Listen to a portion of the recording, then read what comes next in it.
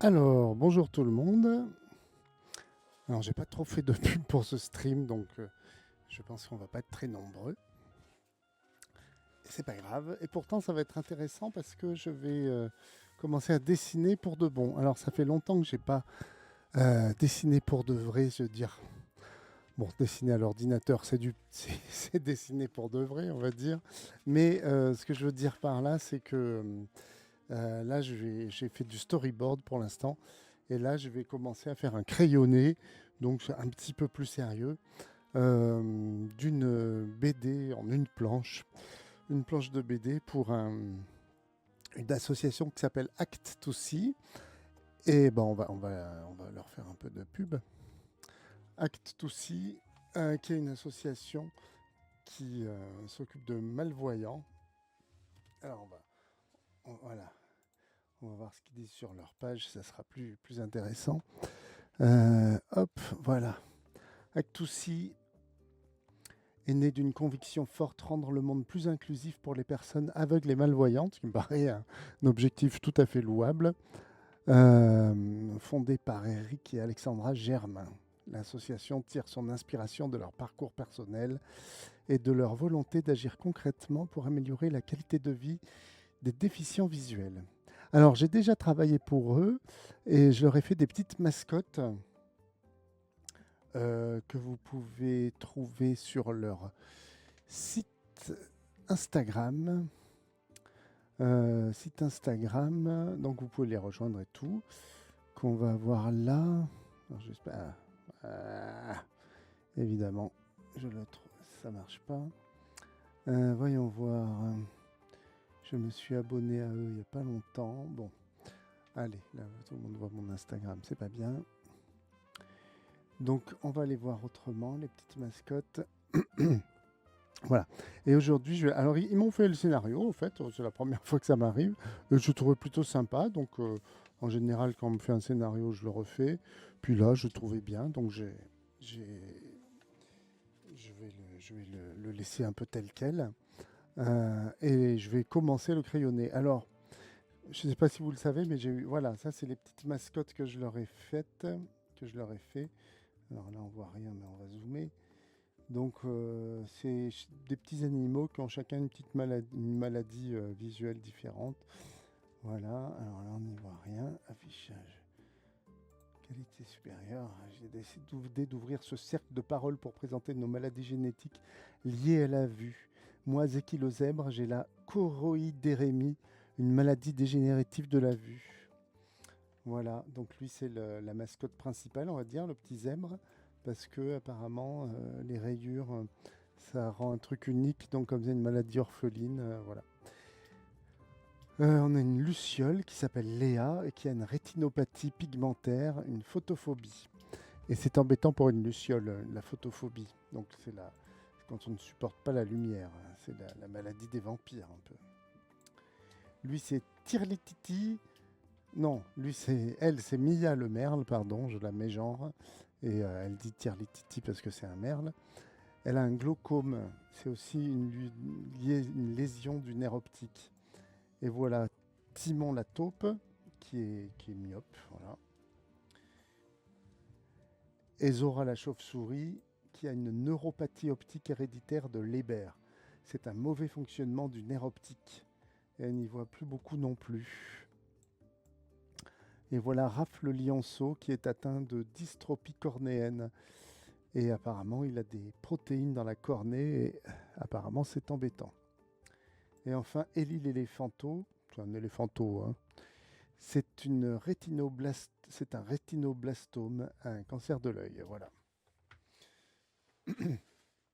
Donc deux grandes premières, parce que ça fait longtemps que j'ai pas dessiné sur papier et au propre, et ça fait longtemps aussi que j'ai pas dessiné sur papier en streamant.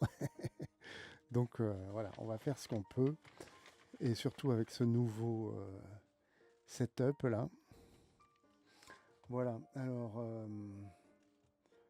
hop, hop, voilà, là j'ai mon téléphone là et qui me permet de vous montrer ce que je dessine. Voilà, alors il faut que je fasse attention. Moi, je n'ai pas une mauvaise installation, hein. Voilà. Et comme pour dessiner, je baisse la tête. C'est pour ça que j'ai des yeux sur ma casquette pour que vous voyez ce que je fais. Et en écoutant ça, on va... Non. En regardant ça, donc pendant que je dessine, on va écouter Richard Monvoisin qui va continuer son cours d'autodéfense intellectuelle. Euh, voilà. Et donc vous pouvez voir hop, sur cette chaîne. Alors là, c'est pas sa chaîne YouTube, c'est une chaîne qui s'appelle sur une plateforme qui s'appelle Skepticon. Donc Skepticon, c'est une instance PeerTube. Donc PeerTube, c'est comme YouTube, mais c'est du logiciel libre. Et donc c'est mieux que YouTube parce que c'est décentralisé, c'est du code ouvert et il n'y a pas un affreux algorithme qui contrôle ce que vous pensez derrière, quoi, voilà.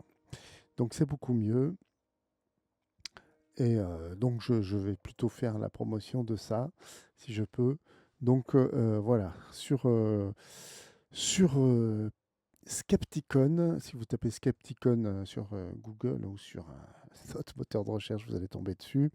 C'est la chaîne qui s'appelle Zététique et Autodéfense Intellectuelle par MFMR, qui signifie Mi-Fougue Mi-Raisin, qui est aussi un des noms de le nom d'une autre chaîne de Richard Monvoisin.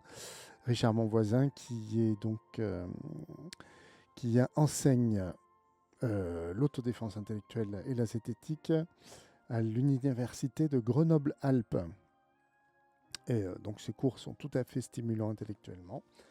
Et en plus c'est un copain. Donc on va l'écouter. Voilà. Donc je vais couper la musique qui est pour autant charmante. Mais on va la couper quand même. Hop. Et on va écouter Richard, mon voisin. C'est pas mon voisin, hein, c'est son nom, mon voisin. Voilà. Alors là on n'entend rien. Bon, le générique est discutable. C'est Il était une fois la vie, donc la toccata en ut de Jean-Sébastien Bach, mais retravaillée.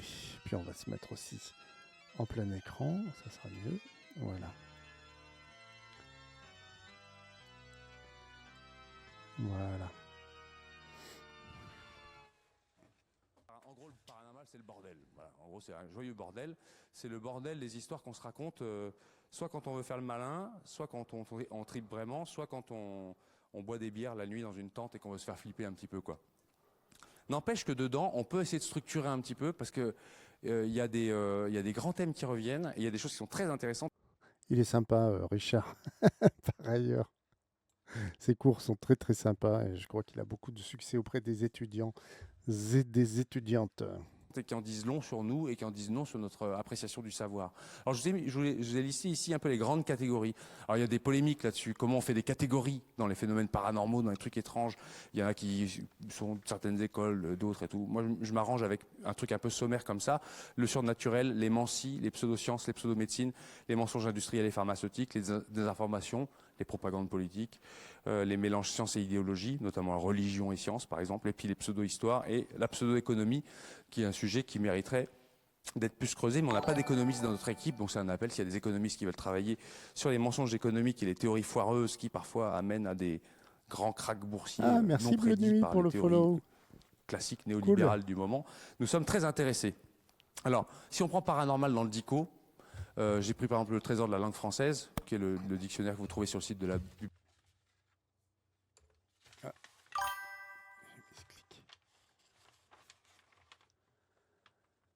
Bibliothèque nationale de France. Paranormal, un qui n'est pas absolument normal, qui est en marge de la normale, de la normalité. Bon, en gros, ça, c'est, on peut rien faire. Le plaisir est pour moi. Je crois qu'on l'a déjà écouté la dernière fois cet épisode parce que j'ai écouté sur YouTube, donc c'était pas découpé de la même façon. Donc c'est que on va Avec ça, passer quoi. à Vous l'épisode. voyez, c'est On va passer à l'épisode suivant parce que c'est pas la peine d'écouter deux fois le même. Courant épisode 2 pourtant, mais ouais, ils sont pas découpés de la même façon. Donc on va mettre l'épisode 3 tout simplement. Épisode 3, voilà. Hop.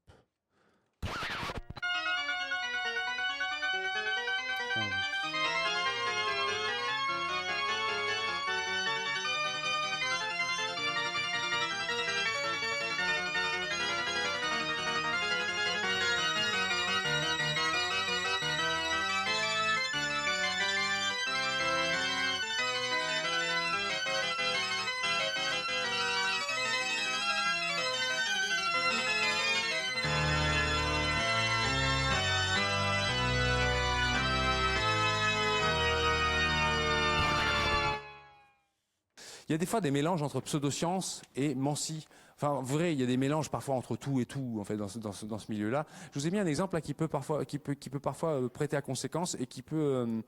Enfin, c'est intéressant de le connaître. C'est l'utilisation de certaines méthodes de Mansi dans le recrutement. Sachez que vous serez un jour sur le marché du travail, vraisemblablement, et vous risquez d'être confronté à ça. Des gens qui vont utiliser une méthode de Mansi pour recruter. Alors, j'ai mis un exemple d'un personnage politique qui est assez connu, qui s'appelle Santini, et qui en parle. Normalement, le son devrait marcher. Voilà. On revient vers vous. Il marche bien. Il marche bien le son.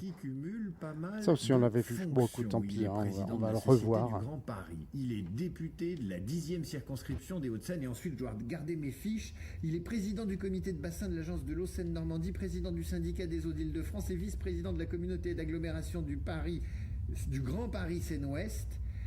Et il préside aussi une association d'amateurs de cigares. Il est enfin maire d'ici les Moulineaux, ville techno, s'il en est. Nous sommes avec André, dit Dédé, André Santini. Bonjour, monsieur Santini. Salut.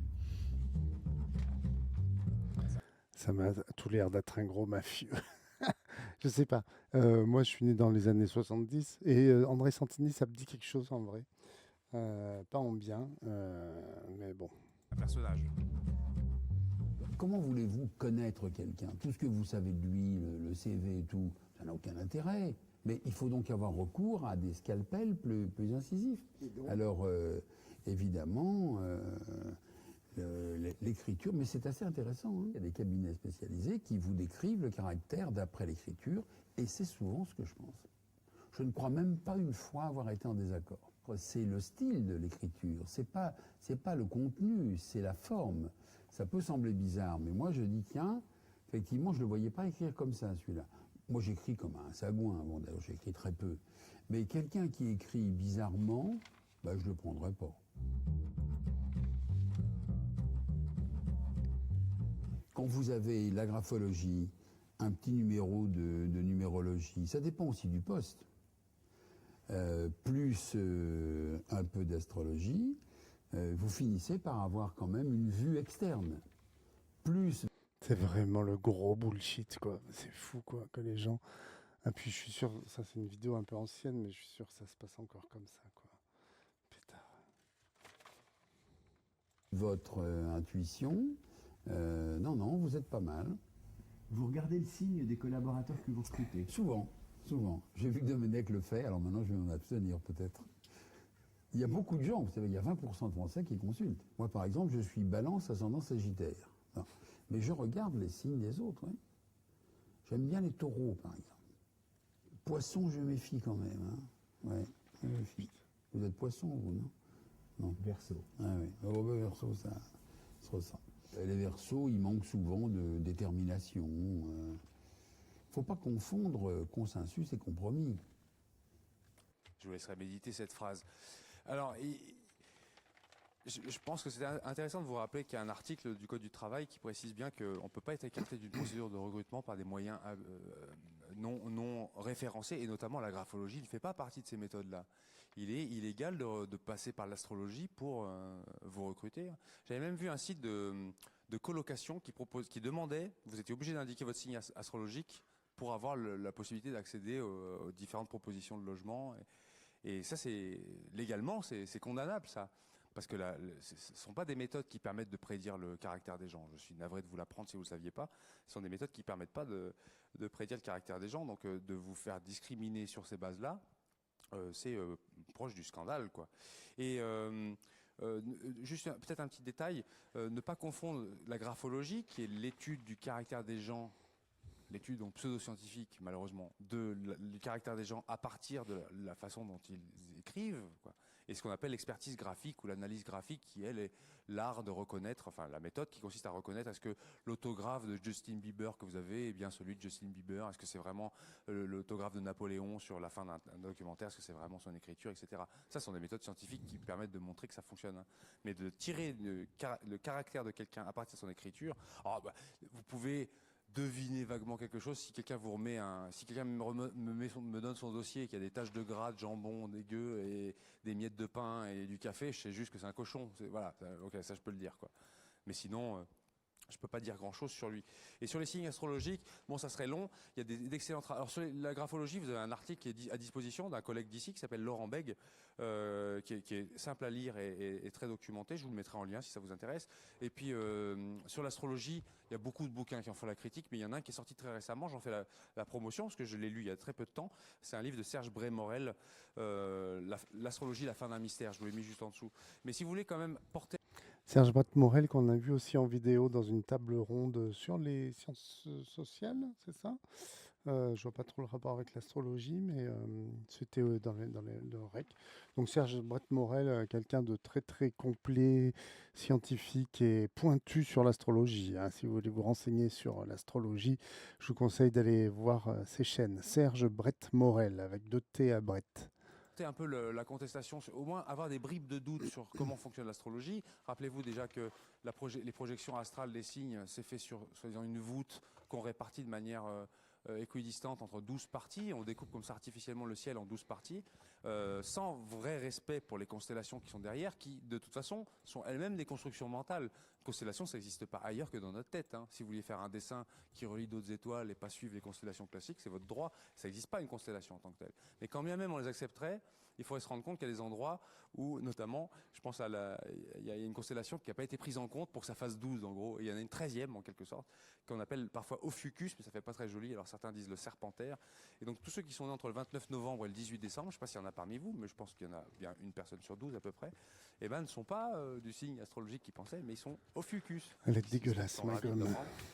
Et puis, un autre problème aussi qui se greffe à l'astrologie, c'est que il y a un phénomène qui s'appelle la précession des équinoxes et qui, depuis Ptolémée, donc ça fait quand même bientôt 2000 ans, il y a une oscillation je ne rentre pas dans le détail, mais il y a une oscillation de l'axe du globe terrestre qui fait ça entraîne un décalage dans les signes astrologiques, et il y a un appareil même qui vous permet de mesurer votre vrai, si tant est que vous puissiez penser qu'il existe un vrai signe astrologique, mais vous pouvez corriger ce défaut de précision des équinoxes avec un outil qui a été développé par Henri Brock, le professeur de Nice là.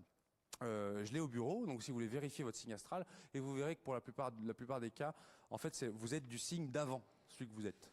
Voilà. Donc en gros, moi j'étais Capricorne par exemple, j'étais très content d'être Capricorne, et puis maintenant je suis Sagittaire. Alors, mais je m'y suis fait, c'est sympa aussi Sagittaire. En fait, c'est sympa tout le temps, quoi. Vous regarderez, c'est tellement flou que c'est relativement sympa tout le temps. Mais on a tendance à s'identifier un peu Donc j'aime bien Sagittaire maintenant. Voilà. Bon, lire Serge Bray-Morel, Astrologie, la fin d'un mystère, c'est probablement le livre le plus dense et le plus complet que j'ai pu lire sur le sujet. Les pseudomédecines maintenant, alors attention, précaution, c'est le sujet à propos duquel... Merci. Je suis obligé de vous mettre non, en mais garde. elle est C'est bien, un sujet mais... qui fait partir en live les repas de famille. Voilà, parler de ça en elle repas est de juste famille, un peu il y a sale, de quoi. fortes Faudrait chances que je la que ça lave. parte en cacahuète. C'est un sujet qui est effectivement J'en ai chaud. une autre là, mais Les gens aiment elle leur est thérapie. tout aussi Tout le monde crado. aime sa thérapie. On fait des choix. Quand on fait des choix depuis longtemps, C'est pas grave, là, même, c'est le crayonné. on valide. Il y a plein de raisons qui font qu'on a tendance à valider ces médecines-là ou certaines thérapies. Et il y en a malheureusement certaines qui ne fonctionnent pas. Et ça me fait ni plaisir ni pas plaisir. J'ai tellement adhéré à plein de pseudomédecines que ne soyez pas gênés d'y adhérer. C'est intéressant aussi dit, j'ai tellement adhéré à plein de pseudomédecines, hein. Souvent les zététiciens, c'est le cas de Serge Bray-Morel, c'est le cas d'Elisabeth Fétit, c'est le cas de plein de monde. Les gens qui militent pour l'esprit critique, c'est souvent d'anciens croyants à plein de trucs bizarres. Moi, c'est pas trop mon cas, j'ai toujours été un peu carré, mais pas toujours, pas sur tous les sujets quand même. Des sujets sur lesquels je me suis déconverti quand même. Mais pas trop. Ouais, alors là, je réfléchis, en fait, c'est ça. Ce que je devrais faire, c'est des streams où j'ai déjà fait le crayonné. Parce que ce qui est compliqué, pas très spectaculaire, c'est de réfléchir où je mets les personnages dans la case, quelle vue je vais mettre. Est-ce que je mets une vue générale? Est-ce que je mets une vue, voilà, pas générale, un gros plan quel personnage va dire quoi, où, voilà. Voilà, donc... mais bon, c'est pas très spectaculaire, mais on va faire avec quand même, hein. Ouais, c'est intéressant, mais du coup, il faut que je commente, parce que voilà. Là, en fait, dans cette case, j'ai deux personnages qui... J'ai une vue générale où on voit une ligne de départ d'une course. Je vais la dessiner un peu mieux, d'ailleurs. Hop. Ouais, j'ai fait des courses à pied à une époque. Je faisais des semi-marathons. Mais bon, j'ai un peu grossi depuis, donc je ne fais plus. Mais c'était bon. Il y a des grosses lignes de départ comme ça, un peu festives, effectivement. Donc là, c'est les éclairs. Donc on va faire 2 éclairs. Hop. Là, on va faire départ.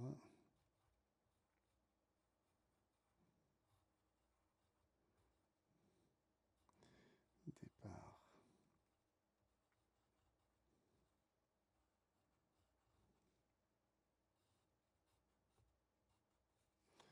Voilà. Hop là.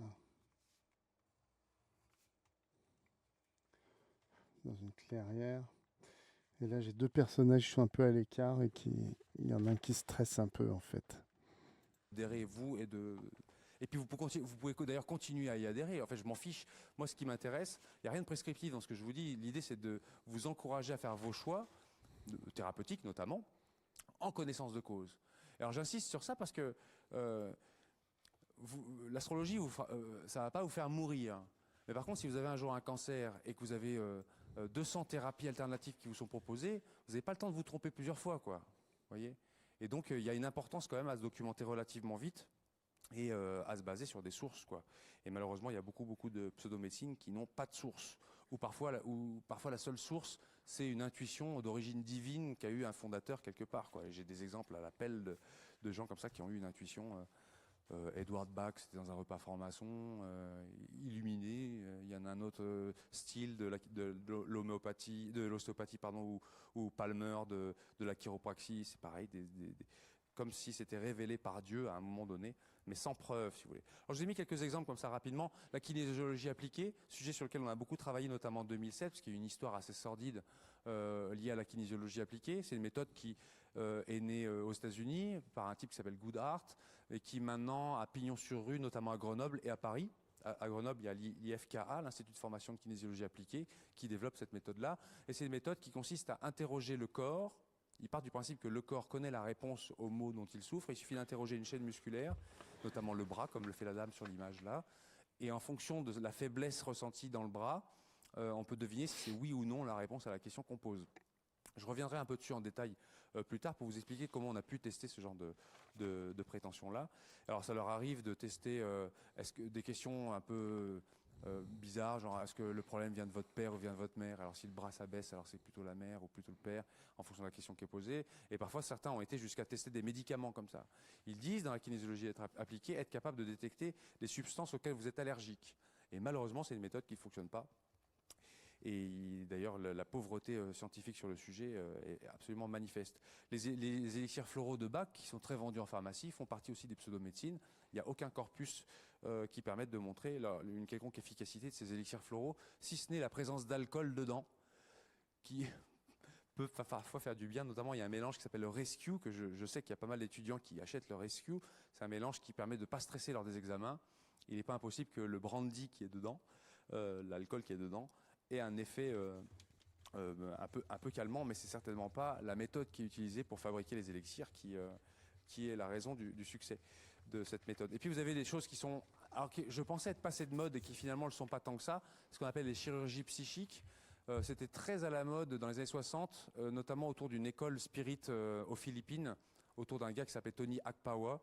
Et c'était des gens qui étaient capables, vous veniez vous avec un cancer ou un truc horrible, épouvantable, et la personne vous opérait en direct sur une table, comme fait le monsieur sur la photo là, et vous retirait les tumeurs sanguinolentes et autres. Vers 2006-2007, dans mon cours, je le faisais. Je faisais toujours une séquence comme ça de chirurgie. Alors évidemment, je faisais la même chose qu'eux, mais moi avec des moyens non surnaturels. Parce que eux, ce qu'ils disent, c'est que non seulement ils retirent vraiment la tumeur, et après, en fait, par leur esprit, ils referment la plaie, et il n'y a plus de traces. Ça fait que la personne se lève, elle n'a plus de traces, quoi. C'est pour ça qu'on appelle ça la chirurgie psychique. Alors que moi, je faisais ça sans traces, mais parce que je faisais de la magie, en quelque sorte, quoi. Sauf que j'ai arrêté parce que quelques années plus tard, j'avais croisé des étudiants. J'ai dit, vous vous rappelez de quoi de ce cours? Ils me disent, je me rappelle pas de grand-chose, mais alors la chirurgie psychique, c'était génial, il y avait du sang partout, c'était super. Je me suis dit, tiens, ça fait trop gadget, je vais arrêter de faire de la magie en cours. Donc vous ne pourrez que regarder en ligne comment ils s'y prennent. Vous pourrez peut-être vous retrouver, si vous cherchez bien, une vidéo où je le fais. Et puis j'ai un camarade ici à Grenoble qui s'appelle Florent Martin qui fait parfois des spectacles avec ça. Et donc vous pourrez regarder comment ils s'y prennent. Et je pensais que c'était complètement passé de mode, ça. Et en fait non, il y a même une école à Paris qui s'est ouverte et qui propose ça. Je vous ai mis une vidéo pour que vous voyez, c'est passé dans le journal télé de TF1 en 2013. C'est un local en plein Paris. L'intitulé sur la porte est obscur, biochirurgie immatérielle. Une fois par semaine, ce centre de formation ouvre ses portes au public. Bonjour. L'homme en blouse qui nous accueille est l'inventeur de cette méthode. Nous le filmons en caméra discrète. Merci d'être venu. Il n'est pas chirurgien et pourtant, l'homme affirme qu'il va opérer les lombaires de ce stagiaire qu'il a choisi lui-même. Pas d'anesthésie, pas d'incision, car les instruments sont invisibles. Il prétend soigner grâce aux énergies. Ça te gêne? Concentration. Ce qu'il appelle une restauration peut commencer.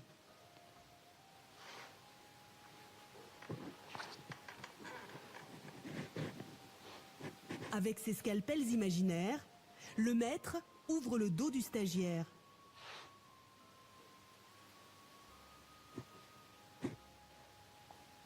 Extraction des lombaires abîmés, puis mise en place des nouvelles.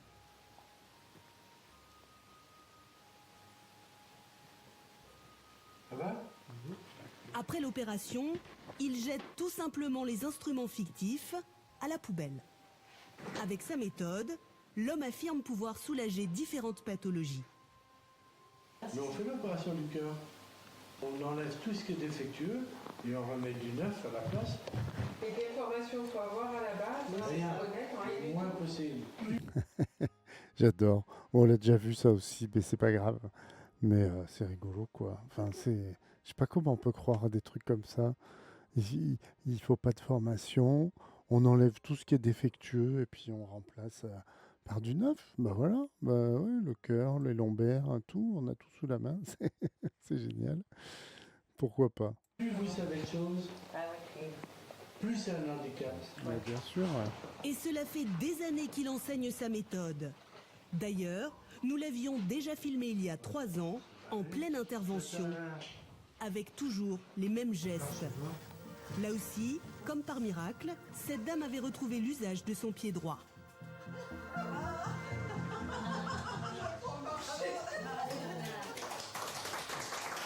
C'est bluffant. Les pseudomédecines ont ce site particulier de présenter toujours un corpus de témoignages vibrants à la place des preuves, quoi. Et je vous expliquerai comment on construit une preuve en science et comment... L'homme-machine, ouais. Je pense que dans leur tête, c'est un truc plus spirituel, tu vois. Ils prennent des instruments et des organes dans le monde extra-sensible ou dans l'éther ou un truc comme ça, quoi. Je sais pas. Pour eux, ça, à mon avis, c'est spirituel. Mais tout ce qui est New Age, de toute façon, j'ai déjà dit, mais tout ce qui est New Age, c'est très capitaliste. Parce qu'en fait, le but, c'est de soutirer de l'argent, hein. Et bon, c'est pas forcément infamant de vouloir gagner de l'argent, hein, c'est pas ça le problème, mais en se basant sur la croyance des gens. Mais des fois, les gens qui le font sont eux-mêmes persuadés, hein, de ce qu'ils font, mais bon, ouais, mais souvent c'est très libéral, capitaliste, et puis en même temps très réactionnaire, quoi. Parce que ça se base, c'est la nature, c'est tout ce qui est progrès, c'est mal, il le dit. Tout ce qui est science, c'est mal, et il a dit il faut en savoir le moins possible. Voilà. Donc ça, c'est réactionnaire, hein. On construit une preuve, notamment en médecine, c'est compliqué, c'est long, il faut le faire avec un grand échantillon de personnes et s'abstraire des biais d'attente que peuvent avoir les individus vis-à-vis de leur propre guérison. Et ça mérite des protocoles expérimentaux qui sont compliqués à mettre en place. Et souvent, ces thérapies ne mettent pas en place ça. Alors des fois, c'est même encore plus rigolo. J'en reparlerai, je pense, au cours numéro 6, la gamme des réflexologies, qui est assez vaste. Là, je vous ai mis la réflexologie plantaire, qui a été inventée par Fitzgerald. Ça a à peu près un siècle, ça. Et l'idée, c'est que sous la voûte plantaire sont représentés, en quelque sorte, sont en symbiose des organes afférents de votre corps, et en stimulant certaines zones du pied, alors on pourra avoir un effet thérapeutique sur l'intestin grêle, sur le rein, etc., quoi. aucune étude ne permet de penser une seconde ça, mais c'est la même chose pour la réflexologie palmaire sur les mains, l'auriculothérapie dans les oreilles, etc. Et croyez bien que je le regrette, puisque j'ai fait ça quand j'étais plus jeune, moi. J'ai pratiqué la réflexologie plantaire. Et puis, je vous ai mis aussi les bougies Hopi pour vous parler au moins d'un petit problème que ça pose, les bougies Hopi. Voilà le genre d'études que vous pouvez prendre. Ce sont des bougies qui sont vendues en pharmacie, ici, hein, même à Grenoble. Hein. Ce sont des bougies qui, quand vous les mettez dans votre oreille, elles prétendent retirer vos mauvaises pensées, retirer certaines des bactéries qui polluent votre tête et retirer le cérumen. Vous savez, cette petite pâte gluante que vous grattez parfois avec un stylo bic, avec un capuchon de stylo bic, ça marche très bien. Je me surprends à le faire parfois. C'est dégueulasse. J'ai honte. Et alors, les bougies Hopi, oui, vous avez un sujet comme ça, vous dites, est-ce que ça marche, est-ce que ça marche pas, alors comment vous faites déjà, première chose à faire, c'est, bon, d'où ça vient, qui a parlé de ça en premier, et d'où ça vient. Alors déjà, vous avez une indication, les Hopi, qu'est-ce que c'est des Hopi? En fait, les Hopi, c'est des Amérindiens qui sont cousins des Apaches. C'est une famille d'Amérindiens qui sont dans l'Arizona du Nord. Et donc vous pouvez vous renseigner, c'est ce qu'ont fait un groupe d'étudiants. Ils se sont dit tiens, on va se renseigner, est-ce que les Hopis s'en servent depuis longtemps et comment, etc. Ils ont regardé les sites qui proposaient ça, ils revendiquent tous ce qu'on appelle l'argument de l'exotisme, c'est-à-dire ça vient de loin et c'est très ancien, une bonne vieille méthode transmise par les anciens. Autrefois les Indiens Hopis utilisaient cette technique ancestrale pour se régénérer, etc. Et donc ce qu'ils ont fait, c'est qu'ils ont contacté les Hopis. Ils ont contacté, qui existe toujours, hein, les Hopis. Alors je vous ai mis une photo de Hopi, mais comme mes photos sont parties en cacahuète, tant pis. Ils ont contacté l'Office culturel de préservation de la culture Hopi en Arizona. J'ai dit, qu'est-ce que j'ai dit? L'Arizona, j'avais dit ça? Ouais, bon c'est bon. J'ai cru que j'avais dit une bêtise. La réponse ça a été nette. Le bureau de préservation de la culture Hopi n'a jamais eu connaissance de quiconque chez les Hopis ayant jamais pratiqué la bougie d'oreille, quoi. Alors après, ils sont passés du côté scientifique. Est-ce qu'il y a des preuves quand même? Parce que même s'ils ont menti, ceux qui ont inventé ça, qui s'appelle Biosun and Revital, ceux qui ont monté cette entreprise-là, même s'ils mentent sur l'argument, c'est pas pour autant que ça ne marche pas, quoi. Est-ce qu'il y a des études qui permettent de penser que les prétentions de la bougie Hopi fonctionnent? Moi, je souffle comme un fou sur le micro. D'un monsieur qui s'appelle Seely, S-E-E-L-Y, et qui montre que, je vous fais ça en bref, mais que l'aspiration créée par la bougie, bon déjà on peut pas vérifier si ça vous enlève les mauvaises pensées, parce qu'il faudrait comparer avant, après, savoir si vous avez moins de mauvaises pensées après qu'avant, et en fait c'est impossible à prouver ça. Et la deuxième chose, c'est que si vraiment il y avait une aspiration qui permettait d'aspirer le cérumen, vu que le cérumen est très visqueux, il faudrait une aspiration telle que ça probablement ça vous arracherait les tympans et peut-être un peu de votre cervelle aussi, quoi. Donc c'est très peu probable que ça vous retire du cérumen. Donc c'est une méthode qui ne remplit pas ses fonctions. Il n'y a aucune preuve à l'appui de ça. Ça n'empêche pas que vous fassiez le choix de vous en servir si vous le souhaitez, mais faites-le en pleine connaissance de cause. C'est-à-dire qu'il n'y a pas d'efficacité propre connue de cette méthode-là. À vous de voir maintenant. Voilà. Alors, les pseudomédecines, ce ne sont pas que des. On ne fait pas que la critique de thérapies dites alternatives qui ne remplissent pas leurs promesses. Elle se casse la gueule, ma tribune, la ligne de départ, là, vraiment, elle se casse la gueule.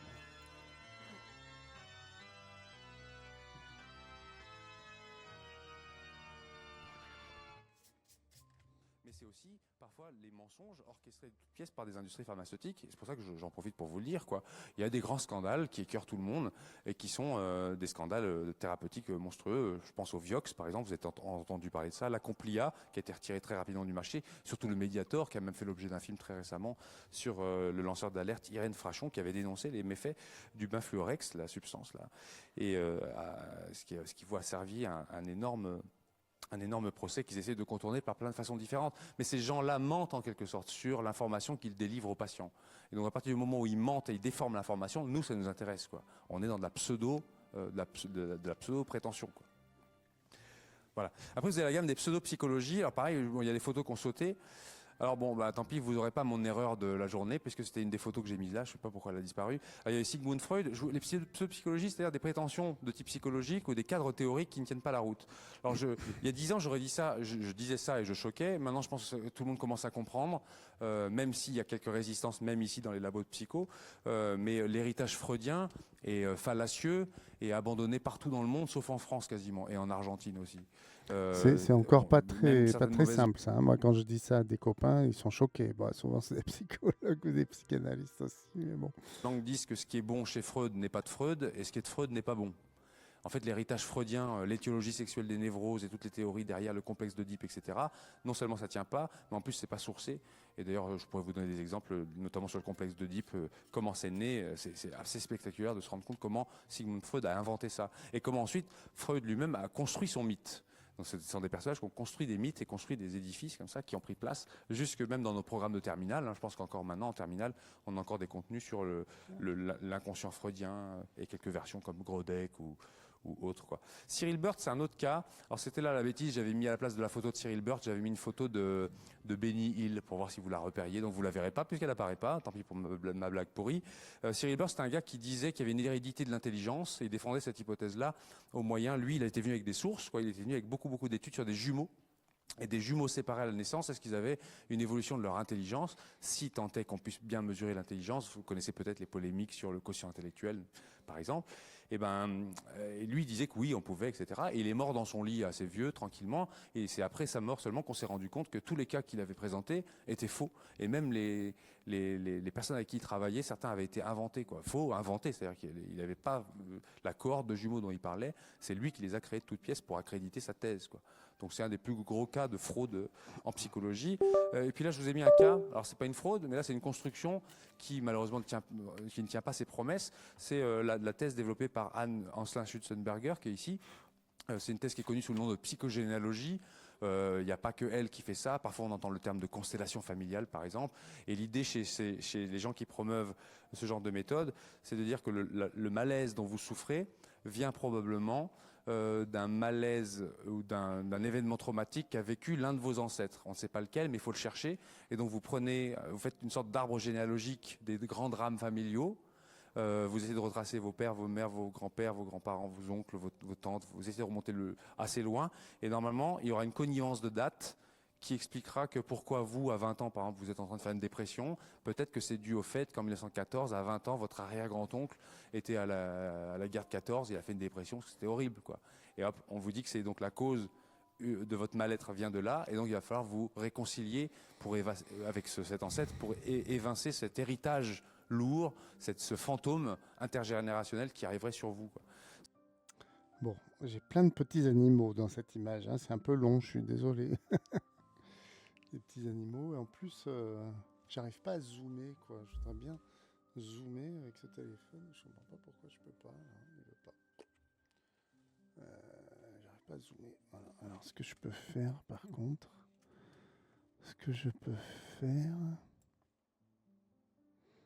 bon, enfin, je sais pas que ce soit si extraordinaire ce que je dessine, mais bon.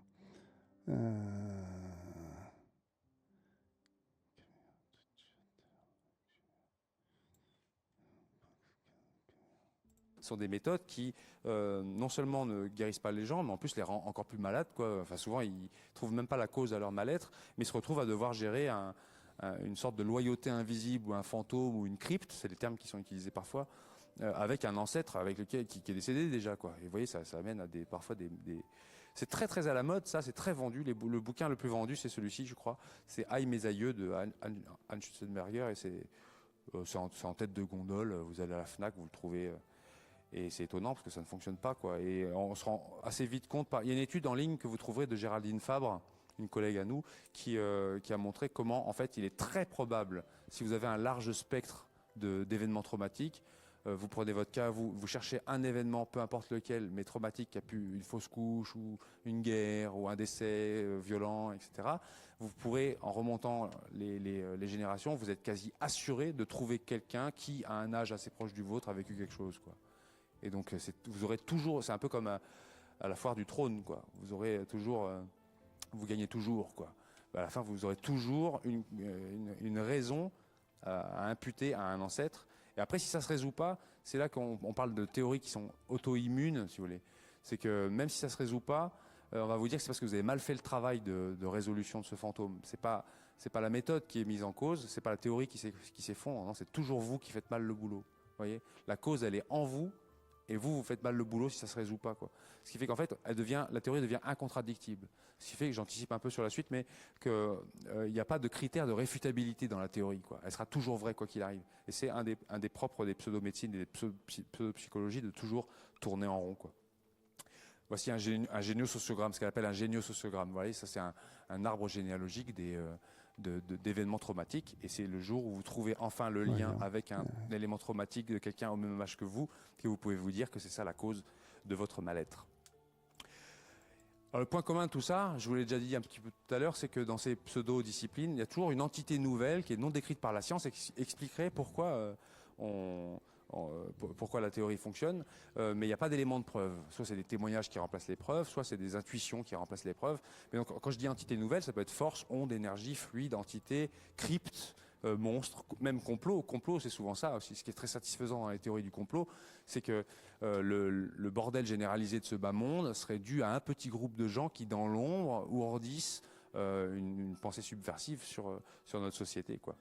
Et c'est très satisfaisant parce qu'on a d'un seul coup une cause simple et qu'on peut s'approprier facilement et qui explique simplement le monde. Et c'est souvent notre cerveau aime les solutions simples et unidirectionnelles. Vous avez des disciplines qui sont un peu ambiguës. Je mets la parapsychologie dedans parce que il me semble qu'en ce moment, il y a des gens qui commencent à travailler un peu sérieusement dessus. Ça ne veut pas dire pour autant que les phénomènes télépathie, etc., ça fonctionne. N'empêche qu'il y a des gens qui commencent à s'y pencher de manière approfondie. Et je rends hommage, là j'ai mis un exemple de protocole Ganzfeld, qui est une méthode assez particulière pour étudier la télépathie. Mais il y a un groupe d'étudiants du semestre précédent qui ont recréé dans notre bureau une expérimentation sur la sensation d'être observé. Est-ce qu'on sent quand on est observé par quelqu'un? Et on a monté un protocole assez génial qui est en ligne maintenant. Ils ont monté un groupe non pas de 4 comme j'avais demandé, mais de 17. Et ils ont monté un protocole absolument génial et qui fonctionne, qui a super bien fonctionné, enfin qui a super fonctionné. Il a super bien fonctionné et les résultats par contre étaient mauvais, quoi. Mais c'est pas grave. Pour nous, si vous voulez, dans notre démarche scientifique, quand ça marche, on est content, on découvre quelque chose de nouveau. Quand ça marche pas, c'est pas grave. On a développé une méthodologie qui permet de savoir si ça fonctionne ou pas. Alors que pour les promoteurs ou les gens qui défendent la thèse, par contre, c'est la grosse déception quand ça marche pas. Ça, c'est évident, quoi. Et puis à côté, vous avez la cryptozoologie. Spoiler, en général, ça marche pas. En général, ça marche pas. Alors moi, bon, ben, c'est pas grave, hein, on va faire fi de du réalisme, hein, parce que j'ai une luciole, une taupe, un zèbre, un merle, une chauve-souris, un lionceau, puis un bébé éléphant. Ben, ils ont tous à peu près la même taille, hein, dans la BD. C'est pas grave.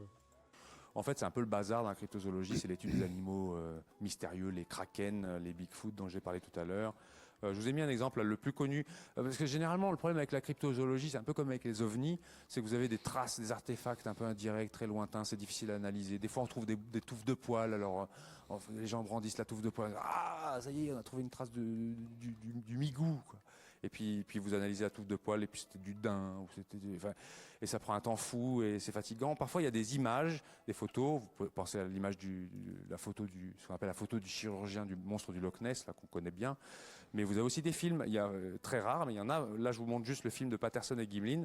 Donc vous avez deux types qui chassaient et qui avaient une caméra. Ne me demandez pas pourquoi ils avaient une caméra à ce moment-là, mais bon, ils avaient une caméra et ils ont capté à Buff Creek, aux États-Unis, l'image de cet humanoïde. C'était dans la fin des années 60.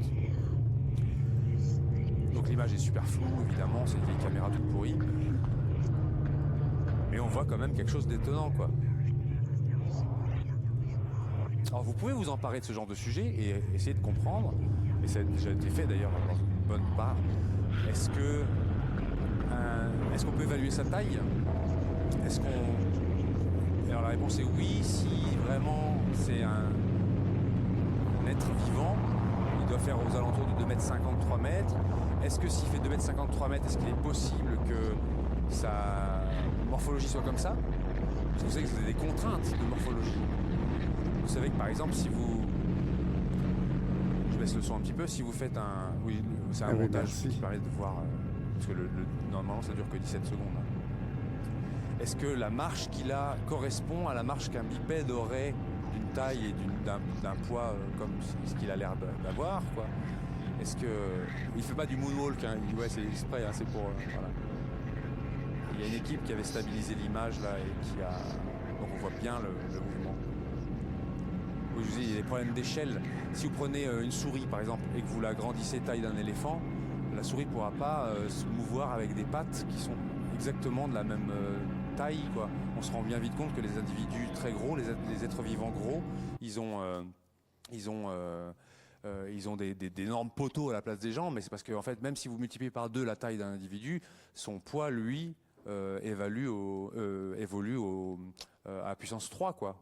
Ouais, c'est la puissance 3 que le poids évolue. Donc le poids à porter est à puissance 3, quoi. Et donc vous êtes forcément obligé d'avoir une morphologie un peu différente quand les individus sont grands. Donc vous pouvez partir sur cet angle-là, vous pouvez partir sur de l'éthologie pure, c'est-à-dire vous dire, si on voulait qu'il y ait encore un Yéti quelque part, combien aurait-il fallu qu'il y ait de Yéti il y a 50 ans pour qu'il en reste qu'un maintenant? Combien il en aurait fallu il y a 1000 ans? Et alors s'il y a 1000 ans, il en a fallu une population de 10 000, pourquoi on n'en a pas vu plus que ça, vous voyez? Puis vous pouvez comme ça essayer de remonter le fil et creuser ces sujets. Après, vous avez des sujets qui sont très chauds, très compliqués, très chauds, et certains, je ne peux même pas vous les proposer. C'est les formes de ce qu'on appelle le négationnisme, des gens qui vont nier des choses, nier des résultats. Alors il y en a que vous pouvez les creuser si vous voulez. Le réchauffement climatique, par exemple, d'origine anthropique, il y a des gens qui nient ça. Vous avez des gens qui nient l'existence du sida, par exemple. Vous avez des gens qui vont nier certains épisodes historiques. Et il y a, j'ai mis le génocide du Rwanda pour vous donner un exemple, ou le massacre de Srebrenica il y a une vingtaine d'années. Mais l'exemple, par exemple, du génocide des Juifs, ce qu'on appelle parfois la Shoah, sujet qui revient très souvent chez des auteurs comme Forisson, Bardèche, Garaudy, des gens qui doutent soit de l'ampleur du génocide, soit même de son existence, soit de l'existence des chambres à gaz, qui sont certains disent des détails de cette histoire-là. Vous avez déjà entendu ce genre de discours-là. Ça, je ne peux pas vous les proposer au travail parce que la loi interdit la contestation des crimes de guerre selon le tribunal tel que rendu par le tribunal de Nuremberg, ce qu'on appelle parfois la loi Guesso. Depuis 1990, il y a une sorte de version officielle, ce que je trouve assez triste, moi, parce que ça veut dire qu'on ne peut plus investiguer ça. Et je serais plutôt ravi qu'on puisse investiguer ça. Et à mon avis, ça montrerait que les thèses négationnistes ne tiennent pas la route, quoi. Sauf qu'en mettant en fait une sorte de chape de plomb sur ce sujet-là, à l'origine, on a mis cette chape de plomb pour éviter que n'importe qui puisse raconter n'importe quoi. En fait, on bride la liberté d'expression, et la liberté d'expression, quand elle est bridée, permet pas le libre examen. Et le libre examen, lui, il aurait pu montrer que ces théories sont foireuses, si vous voulez. Ouais, mais on le sait qu'elles sont foireuses en fait. Ça a été prouvé et reprouvé, donc au bout d'un moment, c'est peut-être plus la peine. Là, je suis un peu pas d'accord, quoi. C'est pas la limite de la liberté d'expression de dire qu'il faut arrêter de dire que la Shoah, ça n'a pas existé, parce qu'on le sait très bien que ça a existé. Là, c'est plié, là, c'est mort, là, à mon avis. Hein. C'est bon. On le sait. C'est plus la peine de se poser la question. En fait, depuis qu'il y a eu cette loi qui interdit la discussion, la contestation de ces événements-là, eh ben, en fait, il y a de plus en plus de gens qui adhèrent à ces théories négationnistes, si vous voulez. C'est une sorte de piège, quoi. On en reparlera quand on fera le cours sur la pseudo-histoire de ce cas-là. Mais je ne peux pas, en tout cas, vous faire travailler sur un sujet comme celui-là, car il est hors loi. Vous n'aurez pas le droit. J'ai pas... Bon. On va changer de case. Alors, j'allume ma table lumineuse. Elle n'est pas assez grande. Il faut que je fasse autrement. Bon. Pas le droit de vous donner un sujet comme ça. Voilà. Tous ces sujets-là participent de ce que parfois certains sociologues, comme je pense à Gérald Bronner, parlent d'un marché cognitif. Il y a un marché cognitif de l'adhésion à des théories.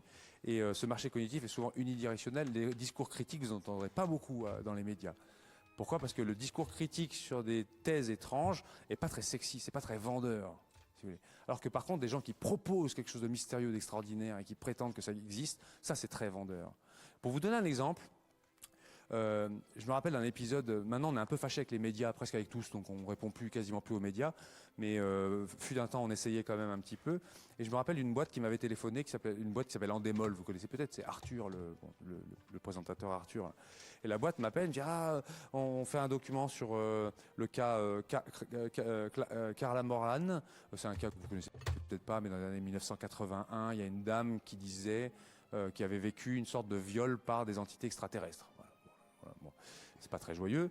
Et il me dit, est-ce que vous avez une version scientifique de la chose ? Alors moi, je bossais avec Lévy ici au laboratoire du sommeil, donc j'avais accès assez facilement à de la documentation là-dessus, et j'ai pu lui dire, bah oui, en fait, je n'étais pas là, donc je peux pas dire si elle a été violée par les extraterrestres ou pas, j'étais pas là, c'était en 1981, j'étais tout petit, et j'étais pas sur place. Mais ce que je peux dire, c'est qu'on peut expliquer le phénomène autrement que par le viol des extraterrestres, et notamment il y a une paralysie du sommeil qui s'appelle en anglais le Old Hag Syndrome, si vous cherchez, que environ une personne sur 5 ou 6 vit au moins une fois dans sa vie. Donc peut-être ça vous est déjà arrivé, hein. C'est des moments où on se réveille la nuit et on est en atonie complète, c'est-à-dire on n'arrive pas à serrer ses mains, on n'arrive même plus à bouger, on est un peu paralysé, quoi. On est éveillé mais paralysé. Et puis parfois on sent un poids oppressant soit sur soi, soit derrière nous. C'est déjà arrivé à certains d'entre vous? Jamais? Ouais, quelques-uns. Et donc moi je dis,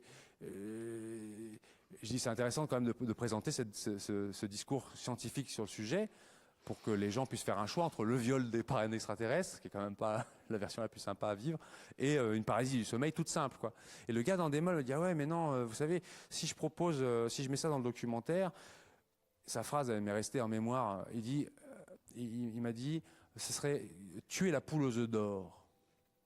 Et il m'expliquait qu'en gros, si on offrait un discours critique qui explique complètement le phénomène, hop, il n'y a plus vraiment d'intérêt à faire le documentaire qu'il est en train de faire, quoi. Et l'idée de ces documentaires, les 30 histoires les plus mystérieuses, normal, paranormal, etc., les séries sur M6 sur le paranormal, l'idée c'est qu'à la fin, la conclusion ce soit toujours la vérité est ailleurs, vous voyez, un truc qui relance le bidule, quoi, vous voyez, pas l'éteindre, quoi.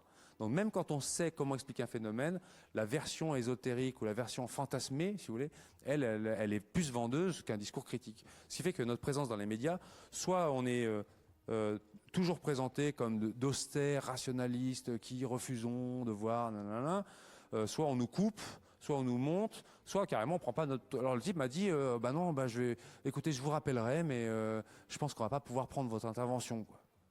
Et donc l'émission passe sans discours critique, si vous voulez. Et donc les personnes qui vivent une atonie comme celle-là, là, ceux qui ont levé la main, là, ils n'ont plus que l'option du viol par les extraterrestres. Alors rassurez-vous, il y a une autre alternative à ça. Mais c'est pour vous dire que le marché cognitif est saturé de ça. Et puis même le marché cognitif dans les discussions avec les personnes, parce que vous aurez toujours un festival de témoignages de gens qui cautionnent quelque chose qu'ils ont vu eux-mêmes ou qu'ils ont entendu dire, parce que c'est extraordinaire de raconter, c'est sympa de raconter. Par contre, des gens qui vont aller vérifier, il n'y en a pas beaucoup, qui vont se donner la peine d'aller vérifier les faits. Donc doutez de l'information médiatique qui est donnée. Alors c'est pour ça que j'ai mis Pujadas ici, j'ai mis, quand les discours sont tous unanimes sur un sujet, j'avais mis l'exemple de Nous sommes tous Charlie ici par exemple, le poids des images parfois qui prend carrément le pas sur la raison. Vous connaissez cette image évidemment, j'ai pas besoin de vous la sourcer, voilà. Et puis même parfois des revues qui sont dites de vulgarisation scientifique jouent sur ce registre-là. Ils savent que pour se vendre, il faut d'abord plaire, et pour plaire, il faut vendre de l'incroyable. Ça vend beaucoup plus qu'un discours critique donc vous avez parfois des titres qui sont absolument insensés, quoi. La science aux portes de l'impossible, enfin Science et vie, science à venir, c'est encore pire d'ailleurs.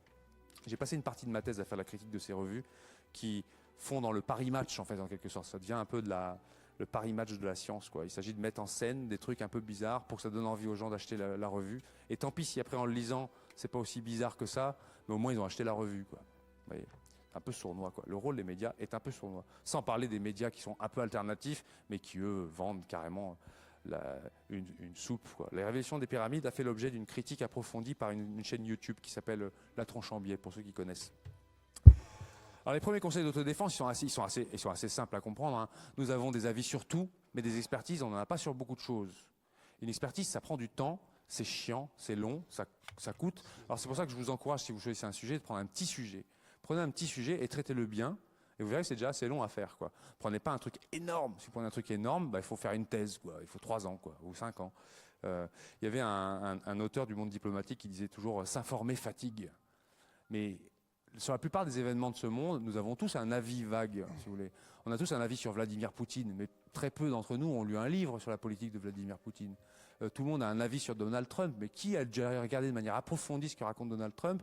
Qu'est-ce qu'il a fait? Est-ce qu'il dit vraiment ce qu'on lui prête? J'ai pas d'affection particulière pour Donald Trump, ni pour Poutine, hein. La question n'est pas là. C'est qu'on se laisse bercer par des discours médiatiques qui sont souvent unilatéraux et tous d'accord. Si vous voulez. Poutine, on sait que c'est pas bien, quoi. On sent que c'est pas bien. Ouais. Et pourtant, on n'a jamais creusé plus que ça, quoi. On a un avis sur la Syrie, mais c'est pas très clair. Sur l'Ukraine, vous voyez, il faut qu'on soit capable, en tant que penseur critique, penseuse critique, de se dire, je n'ai pas assez d'informations pour me prononcer sur ces sujets, et donc je suspends mon jugement. Et ça, c'est très dur à faire. C'est d'autant plus dur à faire qu'on est dans un bar en train de boire un coup avec un copain, quoi. Et plus la bière travaille l'esprit, et plus on a tendance à avoir un avis sur tout. Je ne sais pas si vous avez remarqué ça. Donc le marché cognitif, il est partial, il est biaisé, il faut savoir. Et il faut savoir aussi que vos outils, les outils de travail, que ce soit les livres, les systèmes de publication, même scientifiques, et puis surtout l'informatique, le web, Internet, c'est biaisé aussi. Ne serait-ce que si vous ne vous déconnectez pas de votre compte Gmail. J'ai un problème de téléphone. On va passer à autre chose. je vous laisse Richard. Quand vous faites une recherche sur le web, les informations que vous aurez, qui vous seront présentées, qui prétendent être le scan de l'information du monde, elles seront indexées à ce que eux pensent que vous avez envie de lire.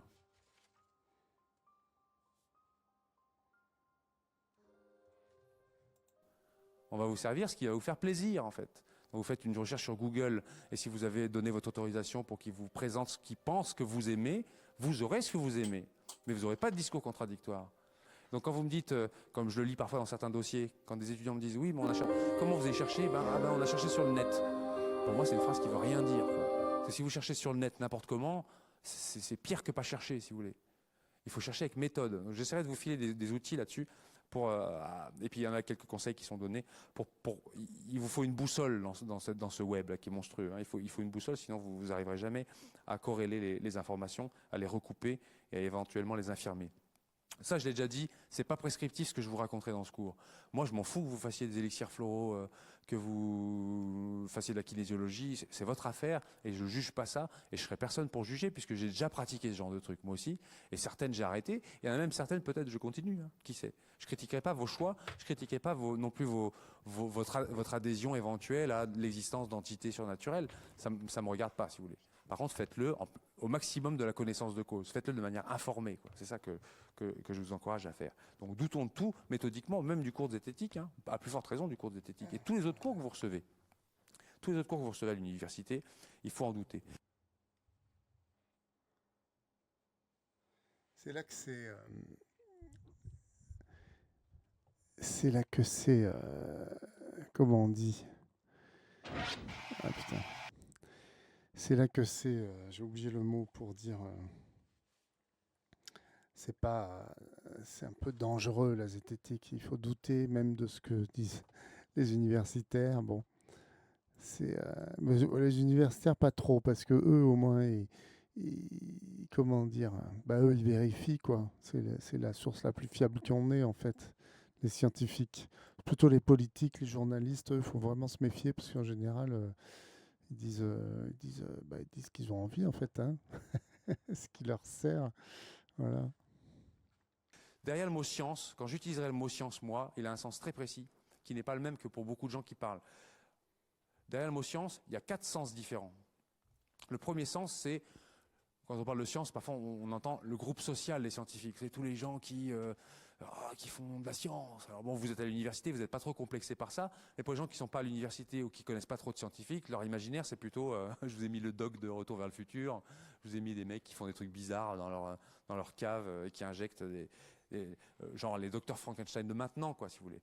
Et le groupe social, il est critiquable. Il a ses rites, il a ses grades, il y a plein de trucs critiquables. La sociologie des sciences critique ça, d'ailleurs, hein, de manière approfondie. Moi, je défends pas le groupe social et scientifique, je m'en fous, quoi. Je m'en fous. La somme des connaissances, c'est déjà plus intéressant. C'est cassé ? C'est tout ce qu'on sait sur le caniche à poil ras, tout ce qu'on sait sur le cloporte, tout ce qu'on sait sur la salade, tout ce qu'on sait sur le neutrino, tout ce qu'on sait sur, je sais pas moi, l'escalade d'engagement en psychologie sociale, tout ce qu'on sait sur l'arabe littéraire du XIe siècle. Vous voyez, tout ce qu'on sait à un moment donné. Ça fait un empilement de bouquins, c'est pour ça que j'ai mis un empilement de bouquins. Mais vous savez que la science, c'est un processus qui est correctif, parce qu'il est collaboratif, et il est collectif, et il est correctif. C'est-à-dire qu'on corrige quand c'est faux. Ça prend parfois plus ou moins de temps, mais on corrige. Et donc, généralement, les feuilles du dessus, elles bougent, quoi. Les dernières publications qui arrivent, il y en a un autre qui refait, on se rend compte que c'est pourri, hop, et on vire et tout. Des fois, il arrive même qu'il y ait des révolutions. Alors, révolution, on appelle ça comme ça, hein, c'est quand quelqu'un vient et tire un bouquin très bas dans la colonne, quoi. Donc, Einstein, 1905, il arrive, il tire, plof. Enfin, tout tombe pas, mais il y a quand même pas mal de dégâts. Voilà, ça arrive, ça, parfois. Mais n'empêche, c'est un ensemble qui est stable, et de toute façon, vous n'avez que ça pour vous appuyer. Donc, quand vous allez faire vos recherches, il faut d'abord faire l'état des lieux, savoir où on en est. Quelles sont les connaissances sur le sujet que vous prenez? Qu'est-ce qu'on a fait sur la télépathie? Qu'est-ce qu'on a fait sur qu'est-ce qu'il y a sur le triangle de la Burle? Est-ce qu'il y a des gens qui ont travaillé dessus? Il faut d'abord faire la bibliographie. Donc la somme des connaissances, ça c'est quelque chose qui est intéressant. Et puis la technopolitique. J'insiste sur ce point parce que c'est probablement le sens du mot science qui écœure le plus les gens. C'est qu'est-ce qui fait qu'il y a de l'argent sur tel ou tel sujet de recherche?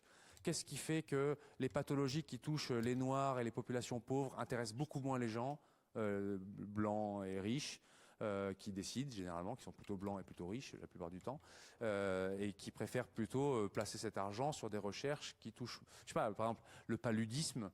vu le nombre de gens qui meurent de paludisme, ça devrait être une priorité mondiale, quoi. Ben, bizarrement, ça ne l'est pas, quoi. Qui décide ça?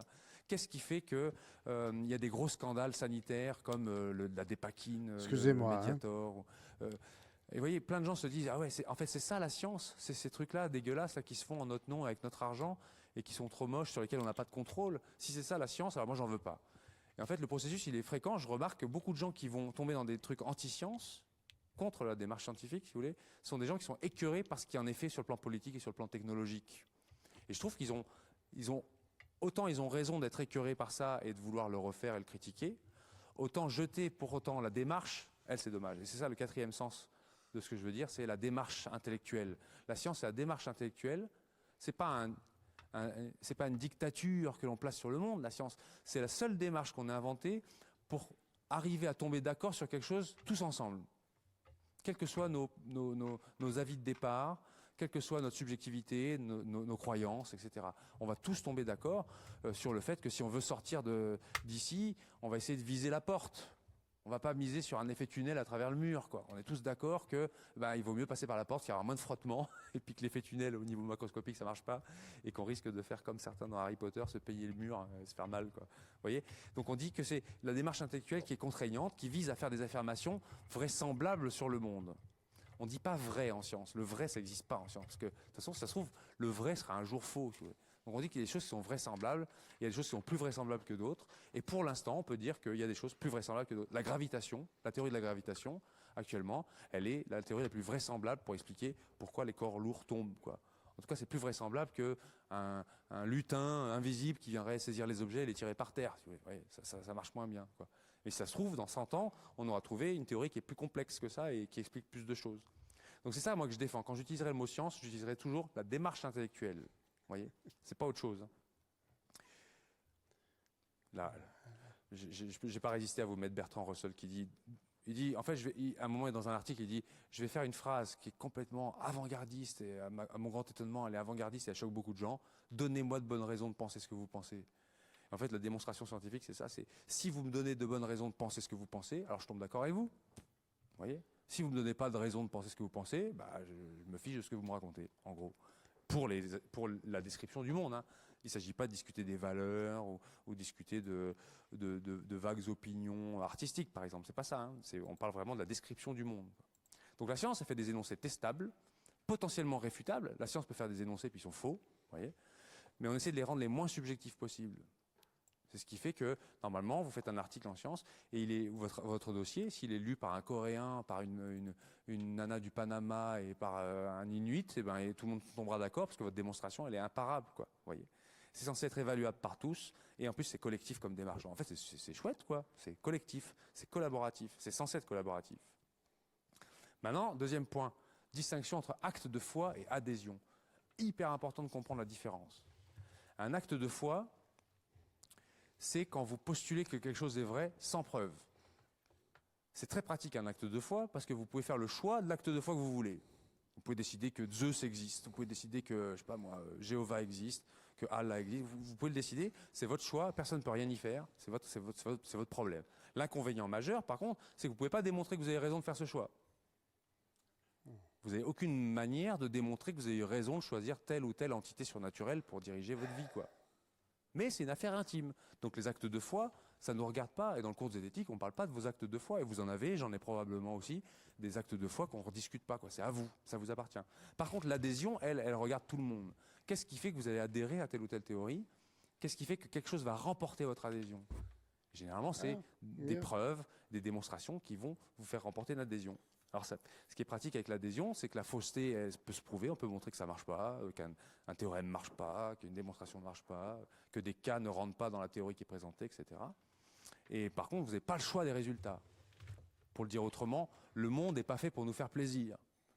Le monde, que vous aimiez la théorie de la gravitation ou pas, les corps tombent, boum. Voilà, quoi. Vous n'y pouvez pas grand-chose et c'est comme ça, quoi. Ça s'impose à la raison.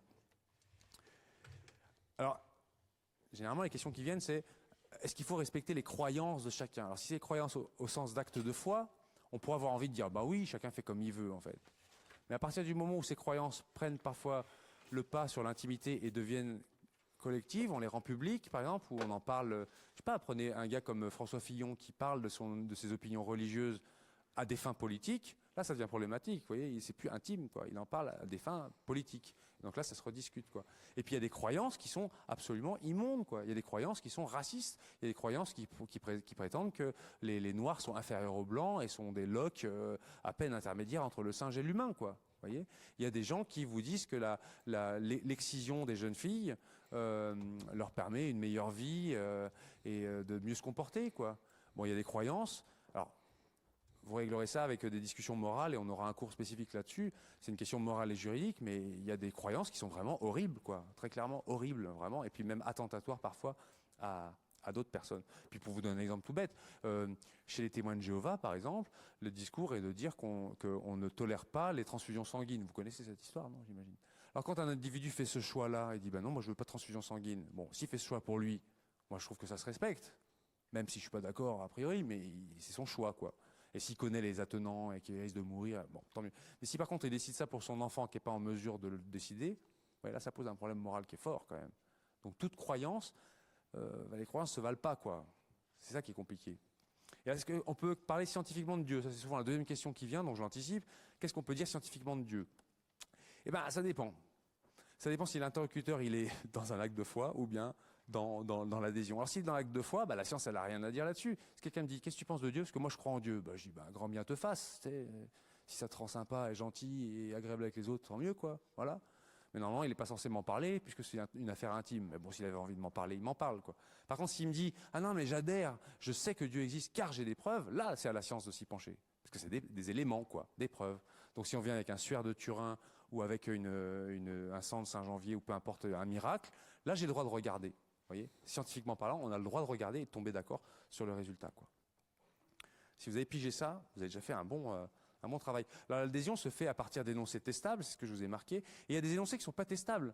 Il y a des choses qui sont très intéressantes dans la vie, mais qui ne sont pas testables et qui ne font pas partie de la science. Et c'est pas grave, c'est de la non-science, quoi. L'art, l'introspection personnelle, j'ai mis la foi, la théologie, la littérature. Enfin, je parle pas de la littérature comparée, hein, par exemple, hein, qui est plus technique, quoi. Mais la poésie ne s'analyse pas scientifiquement, quoi. Sinon, ce serait la déprime, quoi. Je sais pas si vous analysez une fiction, si vous analysez Harry Potter scientifiquement parlant, ça va pas trop marcher, quoi. Ça se respecte, si vous voulez. Et à côté, vous avez la science. Son but, c'est de voir est-ce que ces énoncés sont valables pour tout le monde. Ouais, c'est vraiment des structures complètement différentes. Donc, je vous ai mis des exemples comme ça d'énoncés qui sont intestables. Je n'aime pas Manuel Valls. J'ai mis Manuel Valls. Je sais pas ce qu'il m'a pris. J'aime pas Manuel Valls. Bon, ben, vous allez me dire, bah, moi, je l'aime bien. Puis, voilà, qu'est-ce qu'on fait? Oui, bon. Alors après, si j'arrive avec des arguments techniques, là, je re-rentre dans une discussion scientifique. Mais sinon, c'est juste un jugement de valeur et ça n'a pas tellement d'intérêt. J'ai mis ceux qui préfèrent GTA à Call of Duty. Bon, l'autre, il dit, bah, pas moi, tu sais. Puis voilà. C'est des jugements de valeur. Si je vous dis, mon Dieu est plus fort que le tien, ou si je vous dis, ma mère est la plus belle, voilà, on peut rien faire avec ça. OK? Ça, on peut rien faire du tout. Par contre, si on vous dit, manger des petits filous, vous savez, ces petits Suisses avec lesquels je n'ai aucun lien d'intérêt d'ailleurs, hein, sachez-le, fait grandir plus vite, ça c'est une affirmation scientifique. Elle peut être vraie, elle peut être fausse, mais on peut le vérifier. D'accord? Si vous prenez ça, Monsieur Bana, qui nous dit résout tous vos problèmes familiaux, même déçus d'une autre voyance, protection contre les dangers, problèmes sexuels, maladies inconnues, permis de conduire, examen, solitude, fécondité, chance réussite dans vos projets, c'est génial, tout. Ben, il vous dit que voilà, il dit votre mari ou votre femme vous a quitté, il ou elle courra derrière vous comme un chien derrière son maître grâce à son don surnaturel. Alors ça se vérifie. On pourrait l'appeler, dire voilà, on va monter un protocole expérimental. Est-ce que quelqu'un qui s'est fait larguer par sa meuf ou son mec, est-ce que 3 jours plus tard, il revient comme un chien courir derrière, quoi. Et on teste si effectivement ce monsieur est capable de faire ça, quoi. En plus, c'est garanti 100% et résultat dans les 3 jours. Bon, bah testons, quoi. Ça se teste, vous voyez. Là, on est dans la science. Elle était beaucoup trop grosse, ma Luciole. Alors, la bonne nouvelle, et je termine là-dessus pour prendre vos questions, c'est que que ce soit le racisme technique, c'est-à-dire les gens qui prétendent l'infériorité de certains groupes ethniques par rapport à d'autres, le sexisme, le spécisme, c'est-à-dire certaines formes d'ordination des espèces entre elles, l'homophobie, les mensonges pharmaceutiques, les dérives idéologiques, les dérives religieuses en sciences, les pseudo-médecines, les arnaques politiques, les mensonges économiques, les mensonges médiatiques, tout ça, en fait, la bonne nouvelle d'aujourd'hui, c'est que la plupart de ces aliénations-là, qui composent vraiment les aliénations modernes du XXIe siècle, hein, reposent sur des affirmations de type scientifique. Et elles sont souvent fausses et pseudo-scientifiques. C'est-à-dire que si c'est vachement plus puissant de démontrer pourquoi quelque chose est faux que de juste objecter des jugements de valeur. Je me rappelle une copine, par exemple, qui me disait toujours, pendant que Sarkozy était président de la République, qui disait « Ah, je déteste Sarkozy, je le déteste, je le déteste, je le déteste ». Puis je disais, tu sais, ça peut pas marcher, ce discours-là, parce que c'est en face de toi, là, la personne va dire « Mais moi, je l'aime, je l'aime, je l'aime ». Et puis c'est fini, il n'y a plus de discussion. Prends plutôt des arguments de type scientifique pour démontrer pourquoi tu ne l'apprécies pas. Est-ce qu'il y a des raisons? Parce que là, s'il y a des vraies raisons, l'autre sera obligé d'être convaincu. Et c'est beaucoup plus puissant de démontrer pourquoi le racisme n'a pas de sens ou le sexisme n'a pas de sens, plutôt que de se draper en disant « Non, je suis antiraciste, point barre, c'est une posture ». Parce qu'en face, les autres en ont une autre, quoi. Vous voyez? Donc c'est là que la science devient vraiment intéressante. Vous pouvez éradiquer les arguments pourris. C'est génial. En fait, c'est génial. Et donc vous, dans vos critères de dossier que vous devez prendre un sujet qui soit testable. Donc votre dossier, il aura une forme de question, normalement, et vous devrez le rendre testable. Alors essayez de composer vos groupes, et après vous pourrez choisir des sujets. Voici des sujets qui ont été choisis par des étudiants, et qui les ont traités, hein, par exemple. Ceux-là, ils ont été résolus. Les crapauds explosifs, quand on les fait fumer. Alors je vous donne la réponse. Bon, la réponse est non. Voilà. Déjà, les faire fumer, c'est compliqué, puis en plus, ils respirent pas la peau, donc ils s'en foutent complètement de... Voilà. Mais c'est pas très sympa de faire ça au crapaud. La réflexologie plantaire était le plus efficace qu'un placebo? La réponse est non. Le point G existe-t-il? C'est pas très clair, mais vraisemblablement non. Y a-t-il un intérêt thérapeutique au pèlerinage de Lourdes? Non. Enfin, pas par rapport aux hôpitaux classiques. Et puis même vu les risques qu'on prend sur la route à aller jusqu'à Lourdes quand on vient de loin, ça vaut pas la peine. Insulter les plantes retarde-t-il leur croissance? La réponse est non. Sauf si vous faites une onde acoustique trop forte, en hurlant ou en mettant des gros caissons de basse et tout. Et là, effectivement, elles ont des proprioceptions, les plantes, elles aiment pas trop les basses, enfin les... Elles essayent de s'en aller, en gros. On a vu ça sur les tomates. Bon. Et y a-t-il un pont en Angleterre où les chiens se suicident? La réponse est oui. Le Overton Bridge. Alors en fait, il se suicide pas vraiment, mais il meurt quand même, sauf un qui est pas mort, mais il est remonté une deuxième fois sur le pont et là, il est vraiment mort. Mais il se suicide pas. Voilà. Mais alors je vous dis pas la raison, vous chercherez vous-même. Hein. Si vous trouvez, vous aurez été plus loin que 30 histoires les plus mystérieuses qui, eux, n'ont pas cherché du tout. Et il y a des sujets qui sont intestables, et ça, faut pas les prendre. Intestable, c'est le Saint Graal existe-t-il? Un dieu a-t-il créé l'univers? Voit-on le dieu chacal en prenant de fortes doses de champignons psilocibe dans un caisson isolant? Y a-t-il un complot illuminatif? Vous ne pourrez pas faire grand-chose avec ça. De quoi est fait l'au-delà? C'est pareil, quoi. Voyez. Donc ça, c'est foireux. Théoriquement, dans chaque cours, je placerai une erreur volontaire. La dernière fois, ça a foiré parce que l'image que j'avais truquée, elle est pas apparue à mon diaporama. Et donc, c'est pas grave. Mais cette fois-ci, il y en a une autre encore cachée, bien évidemment. Et c'est l'occasion quand vous m'écrivez pour m'indiquer l'erreur. Si vous avez vraiment trouvé l'erreur, eh ben vous gagnez un cadeau tout pourri. Et si vous vous foirez dans votre erreur, c'est vous qui m'offrez un cadeau tout pourri, normal, quoi. Voilà. Par contre, si vous me donnez une erreur involontaire que j'ai pas fait exprès de faire, alors là, je suis ravi, je suis obligé de corriger mon diaporama et je le dirai devant tout le monde, je le reconnaîtrai au cours suivant. C'est d'ailleurs le cas aujourd'hui, j'aurai un erratum à faire. Vu que le cours est filmé, l'idée c'est que ça va être difficile de vous passer un micro pour vous laisser poser des questions. Alors on va faire comme la semaine dernière, si ça vous va. Je vais vous donner mon numéro de téléphone tout à l'heure et puis vous m'enverrez par SMS vos questions. J'essaierai d'en traiter quelques-unes, notamment au milieu du cours. Je ferai une séquence questions. J'en prendrai, je sais pas, 5 ou 6. Et j'essaierai d'y répondre. Et je ne répondrai pas aux questions qui seront traitées dans les cours ultérieurs, hein, bien sûr. Y a-t-il une bibliothèque spéciale et une permanence? Oui, il y a une bibliothèque spéciale, je l'ai déjà dit. Elle est à la bibliothèque des sciences, juste à côté. Par là, pardon. À chaque fois, je montre ici, mais c'est là-bas. Et c'est tous les mercredis après-midi ou sur rendez-vous. Alors prenez rendez-vous par mail et puis on essaiera de se calculer à un autre moment. Tous les mercredis après-midi, sauf demain. Et bien, voilà, demain, navré.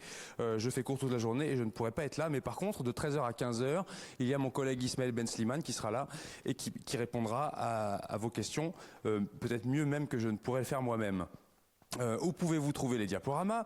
La réponse est assez simple, elle est sur cette page-là. Vous allez sur le site du Cortex, cortecs.org, et puis vous cliquez en bas à gauche sur la page, il y a marqué page étudiante zététique et autodéfense intellectuelle, ting, vous arrivez là, et puis ça va vous demander un mot de passe. Le mot de passe c'est Dumbledore, avec une majuscule, un grand D, Dumbledore. Voilà. Et notez mon numéro de téléphone. Ne vous en servez pas pour essayer de me refourguer une vieille mobilette pourrie ou me filer un rencard érotique, je ne répondrai pas à ça. Mais par contre, pour les questions de tout à l'heure, notez-le. Voilà. La semaine dernière, j'ai fait l'erreur de lier quelques textes à quelques images et au moment où je les ai affichées, elles n'ont pas apparu, alors je les ai mises toutes ici. Vous avez donc manqué la photographie de Ulf Beck qui fait de la pygomancie ou de la rheumpologie, ça dépend des termes, c'est-à-dire une sorte de mancie qui consiste à lire dans l'arrêt et les plis des fesses des gens pour prévoir leur avenir. Vous avez manqué également l'image ce qu'on appelle... On rappelle que c'est donc la mère de Sylvester Stallone qui faisait ça. Elle a peut-être décédé depuis, je ne sais pas si elle le fait toujours, mais voilà, elle faisait ça. Communément une photo Kirlian, mais qui s'avère être en fait un effet Corona, j'en ai déjà parlé, et qui était censé être présenté dans les années 30, 1938 exactement, comme étant la preuve de la présence des auras autour des personnes. À côté, vous avez les agroglyphes, enfin un exemple d'agroglyphe réussi, parce qu'il y en a qui ne sont pas réussis, mais j'en reparlerai, c'est-à-dire les fameux crop circles. Ici, vous avez le schéma du fameux et allégué triangle de la Burle, et à côté, vous avez un des nombreux géoglyphes de Nazca, au Pérou, dans la Pampa Infierno, géoglyphes assez connus parce que, soi-disant, on ne peut les voir que du ciel. Voilà, je reviens pas là-dessus. L'erreur volontaire que je voulais faire et que j'ai ratée, donc, c'était celle-ci. J'avais truqué, j'avais pas mis la photo de Cyril Bird. Vraiment, j'avais mis la photo de Benny Hill, qui est un comique anglais que peut-être vous connaissez et qui est assez, dont l'humour est assez discutable parfois, mais moi qui me fait bien marrer quand même. Voilà, et j'aurais aimé que vous le détectiez, mais en fait, comme elle n'est pas apparue, vous risquez pas de la détecter. Donc voilà, je vous la donne, je vous l'offre. Et puis, j'en profite pour remercier Antoine Rotival. Je sais pas s'il est là. Il est là, Antoine Rotival? Il est caché? Il est là. Ok, super. Merci à lui, parce que j'ai indiqué un article du Code du travail quand j'ai parlé de la discrimination à l'embauche, notamment sur les questions de graphologie, cette alléguée pseudoscience qui présume qu'à partir de votre écriture, on pourrait deviner votre caractère profond, etc. Et l'article que j'ai cité est désuet, il a été modifié depuis, et c'est plus l'article L122, mais L1132. Et donc, je ne sais pas comment il a fait pour trouver ça, mais il a trouvé ça, il me l'a indiqué. Donc, merci Antoine, tu as gagné un je ne sais pas quoi, une sorte de guêpe bizarre, étonnante, mais je sais que tu en rêvais, donc voilà, elle est là. Viens la chercher surtout, débarrassement. Merci. Merci Antoine, c'est cool. Le plan, c'est celui-ci. On s'est arrêté à la partie 3. Et aujourd'hui, on devrait la terminer et arriver dans la partie 4, qui s'appelle plaidoyer pour une humilité sensorielle. Je vous dirai pourquoi tout à l'heure.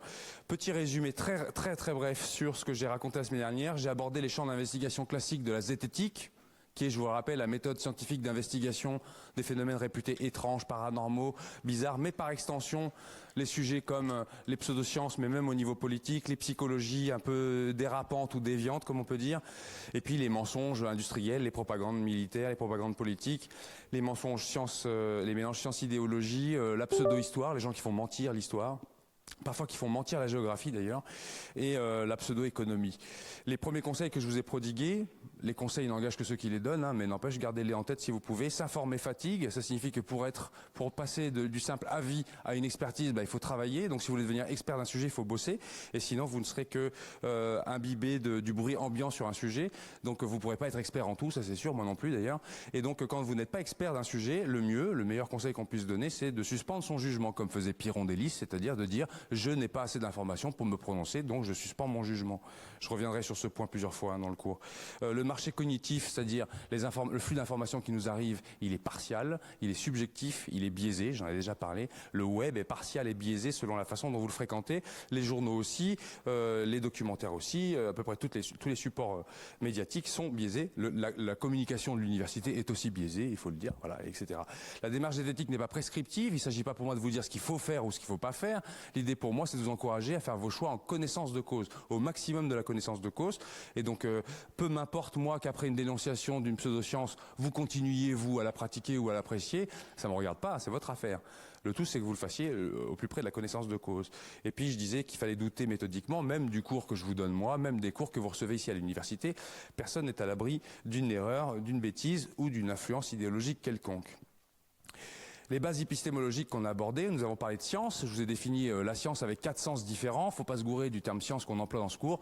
Dans ce cours, on parle de science comme démarche scientifique contraignante, c'est-à-dire on ne peut pas raconter n'importe quoi, qui vise à essayer de faire des énoncés un peu plus vrais que faux sur le monde, sur la réalité. On parlera de la réalité un petit peu tout à l'heure. Et puis, on a bien dissocié ce que c'était qu'un acte de foi, Un acte de foi, c'est une affaire personnelle. Vous pouvez faire le choix de présumer qu'une entité surnaturelle comme un dieu existe et vous y référez si vous avez envie, mais c'est une affaire intime et vous n'avez aucun moyen de démontrer à quelqu'un que vous avez raison de croire en la foi que vous avez choisie. Alors que l'adhésion, c'est normalement on adhère sur la base d'un corpus de preuves et l'adhésion, en fait, elle dépend pas de votre point de vue. En fait, vous êtes obligé d'adhérer au bout d'un moment à un corpus de preuves quand il est suffisamment conséquent, parce que la raison nous y contraint. Et que, vu que les énoncés qui sont faits sont élaborés de manière collective et normalement le plus débarrassés de la subjectivité de leurs auteurs, normalement ils sont censés remporter votre adhésion. Voilà, on avait parlé aussi de la testabilité. Le fait est que en science, on ne fonctionne que sur des énoncés qui sont testables, qu'on peut vérifier, qu'on peut tester sur la réalité, que ce soit une réalité présente ou une réalité passée. Je pense par exemple en histoire, on travaille sur des objets qui sont passés, ou en archéologie, ou en paléoanthropologie par exemple. Alors j'avais une diapo que j'ai indiquée la dernière fois, c'était celle-ci. Point commun des pseudo-disciplines dans leur ensemble, c'est qu'une entité nouvelle est postulée sans élément de preuve. Par exemple une force, une onde, une énergie, des bestioles bizarres, une crypte psychogénéalogique comme on en avait parlé, ou même un groupuscule type complot, postulé sans élément de preuve. Et pourquoi pas, on pourrait se dire. Au fond, pourquoi pas? Pourquoi ne postulerait-on pas une nouvelle énergie ou une nouvelle entité ou un nouveau fluide? Et alors, pour vous faire sentir pourquoi on ne peut pas brandir n'importe quand ça nous arrange, une entité nouvelle, je vais faire un tout petit détour par de la philosophie, on va dire, de base. Mais quelque chose que j'ai mis presque 20 ans à comprendre et que je vais vous résumer en une seule diapo. Donc les philosophes professionnels vont peut-être s'arracher les cheveux, mais néanmoins, je leur proposerai de m'améliorer ma diapo s'ils en ont envie. Sur le plan de la connaissance, on essaie quand on essaie en philosophie de parler de ce qui est, ce qui existe vraiment, ce qui est, on parle d'ontologie, c'est le mot, l'ontologie. C'est le seul mot compliqué de ma diapo. Hein. Et alors, sur le plan de la connaissance, vous pouvez choisir il y a deux grosses écoles, on va dire. Il y en a une qu'on appelle le spiritualisme, et une qu'on appelle le matérialisme. Le spiritualisme, on va dire que j'ai mis à la louche que ça représente 99,9% des auteurs, mais je trouve que je suis gentil, ça doit être 99,99999% des auteurs. Alors pourquoi? Pour une raison assez simple, c'est que le spiritualisme, en fait, il postule qu'il y a certes la matière, les objets concrets, les choses qu'on peut observer, mais il y a autre chose, il y a quelque chose à laquelle on n'a pas accès, des choses auxquelles on ne peut pas avoir un accès direct. Et il faut passer par souvent l'exégèse de prêtres ou de clercs ou de théologiens qui vous révèlent ce qu'il y aurait dans cet autre monde auquel vous et moi, profanes, nous ne pouvons pas accéder. Donc les autres choses, ça peut être plein de choses différentes. Vous repensez peut-être à l'allégorie de Platon, avec la notion d'idée de Platon, nous n'aurions accès qu'aux ombres des vraies choses et que les vrais objets, eux, ne peuvent pas nous être révélés. Dieu fait partie des objets spiritualistes, des objets qui ne souffrent pas d'investigation. Le Saint-Esprit, j'ai mis l'âme, j'ai mis les anges, les démons, l'inconscient freudien fonctionne aussi comme ça, une volonté cosmique qui guiderait l'évolution ou qui guiderait le processus du Big Bang, comme le proposent les frères Bogdanov par exemple, ça fait partie du spiritualisme. Alors les spiritualismes ont été majoritaires pour une raison simple, c'est qu'en fait ça a toujours été très connivent avec les pouvoirs en place, puisque dans l'histoire qu'on a traversée depuis plusieurs milliers d'années, très souvent les pouvoirs publics ont été adossés à des formes théologiques ou à des grosses religions. Et donc les religions, évidemment, avaient tout intérêt à entretenir une part spiritualiste. Vous comprenez bien pourquoi. À côté, vous avez les matérialistes. Alors, il y en a déjà eu au cours des âges. Souvent, ils ont été soit battus, soit massacrés, soit ils ont publié à titre posthume parce qu'ils avaient trop peur de se faire casser la figure. Et je sais pas, il y a d'Holbach, de la Métrie, Diderot, des gens comme ça qui ont, puis même plus tôt, même des gens comme Lucrèce, on peut dire, qui fait, bon, c'est pas tout à fait le même matérialisme, mais on n'est pas très très loin. En gros, les matérialistes, ils disent quoi? Ils disent qu'il y a la matière, les propriétés émergentes de la matière, et puis c'est tout, quoi. Inutile de parler des choses auxquelles on n'a pas accès. Du point de vue ontologique, de ce qui est, vous avez le choix d'être l'un ou l'autre. C'est une affaire de foi, on ne peut pas prouver qu'il y ait une version meilleure que l'autre, on ne peut pas montrer que vous auriez raison d'être matérialiste ou raison d'être spiritualiste, vous pouvez faire votre choix. Mais sur le plan des sciences, sur le plan de la démarche qui consiste à essayer de faire des énoncés sur le monde, vous n'avez pas le choix. Vous êtes obligé d'être matérialiste en méthode, c'est comme ça qu'on dit. Vous êtes obligé d'être matérialiste en méthode. Alors pourquoi on est obligé d'être matérialiste en méthode?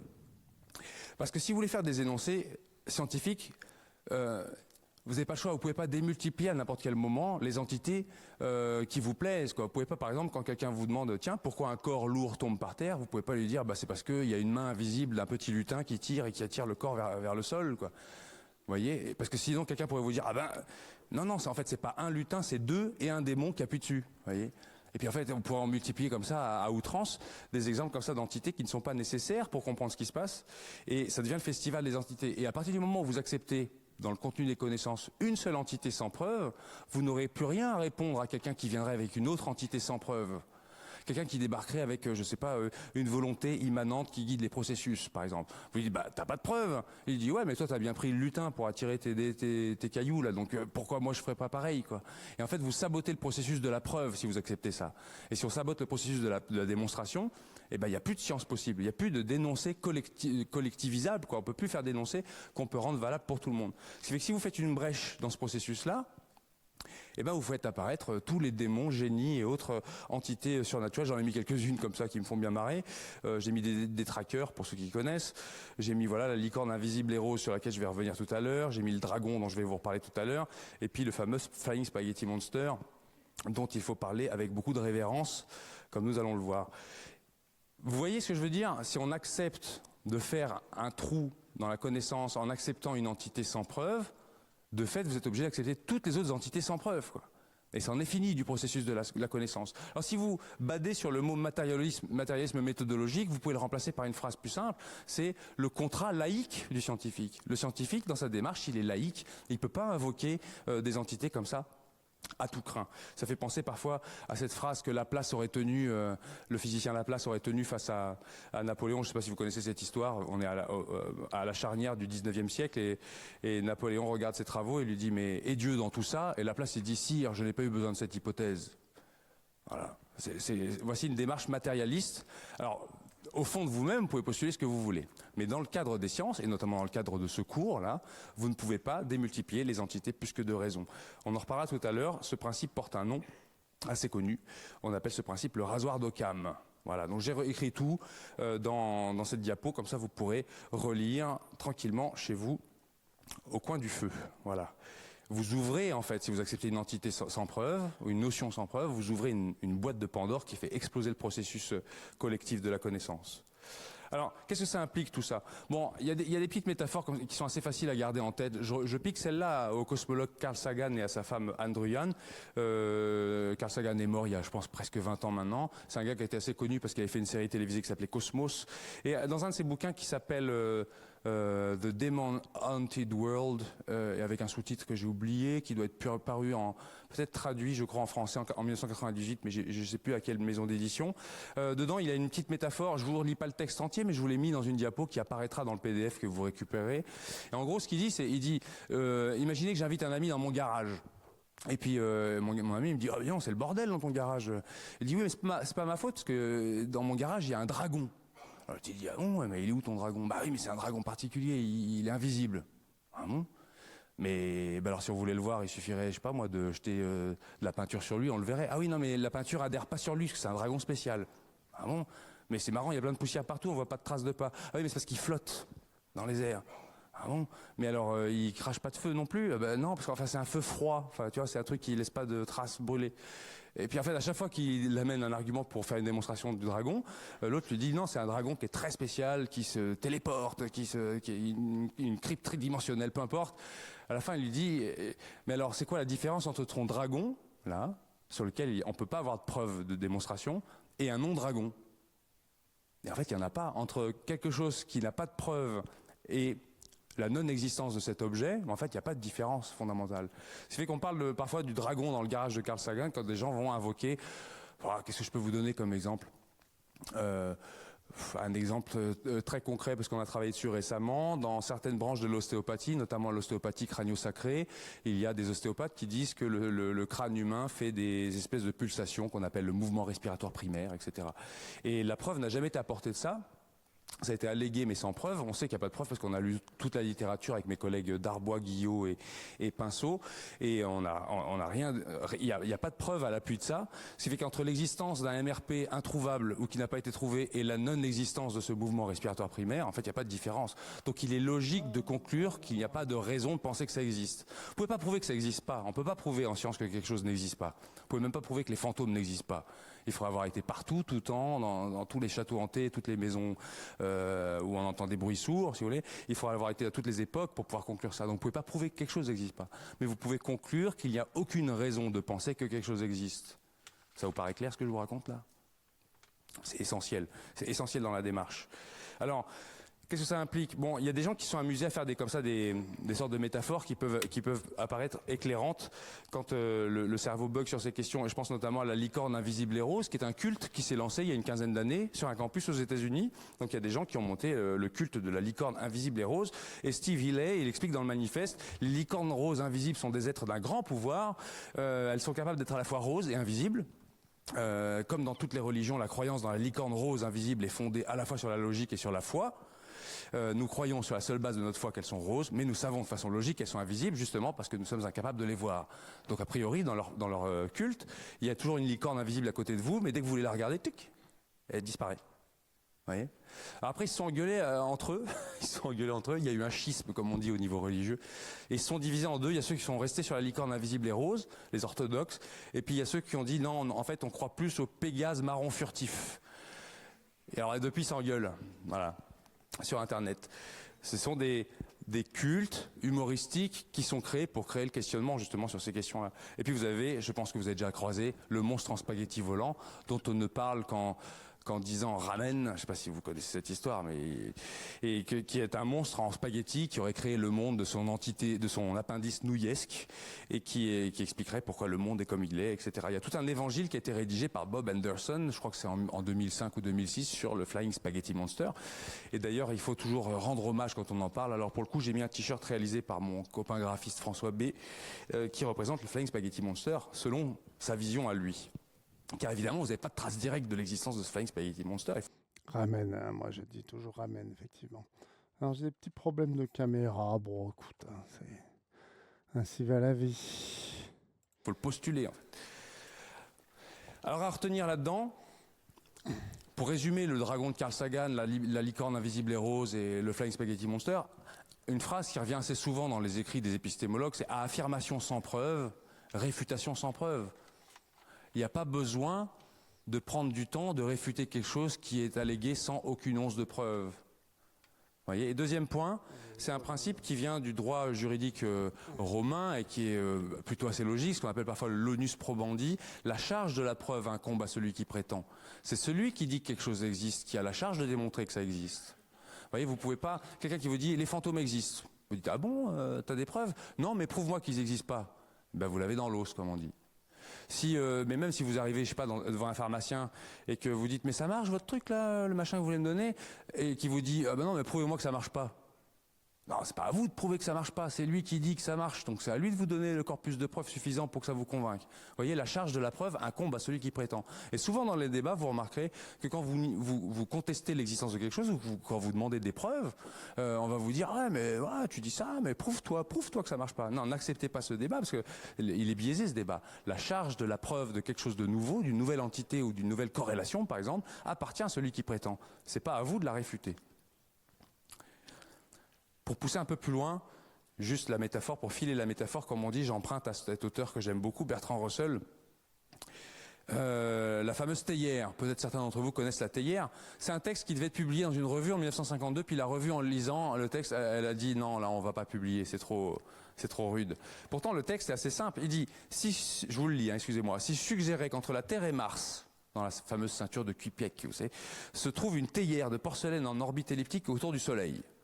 Bon, personne ne serait capable de prouver le contraire, pour peu que j'ai pris la précaution de préciser que la théière est trop petite pour être détectée par nos plus puissants télescopes.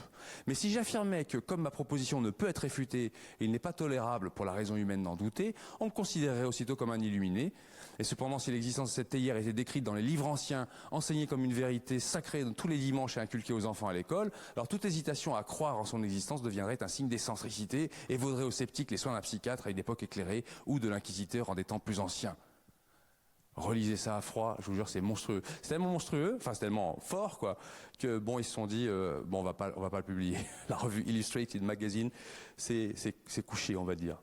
Le texte s'appelait Is There a God?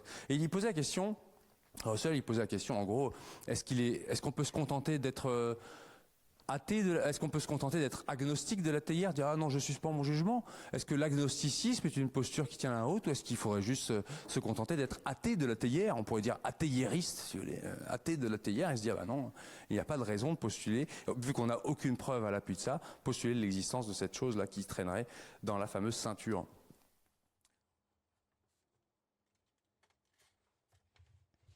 Ok. Bon, 17h30 les amis, je crois que je vais arrêter là. Surtout que là, la vidéo de Richard est finie aussi.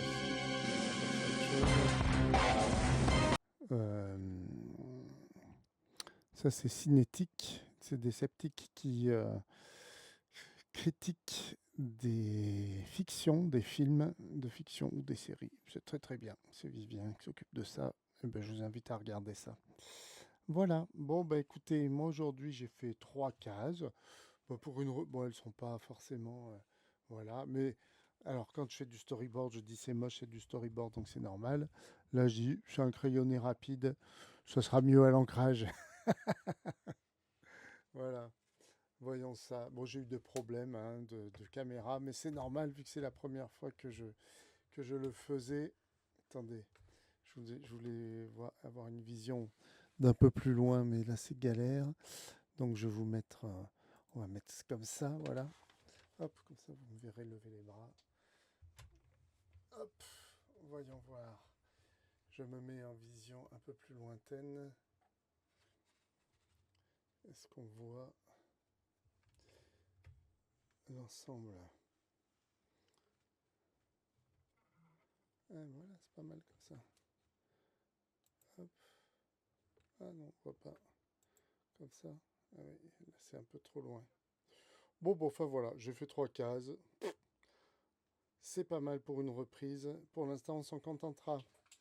Allez, ben, je vous dis à bientôt. Et à la prochaine. Donc, prochain stream, là on est mardi, ça sera jeudi. Voilà. Adios.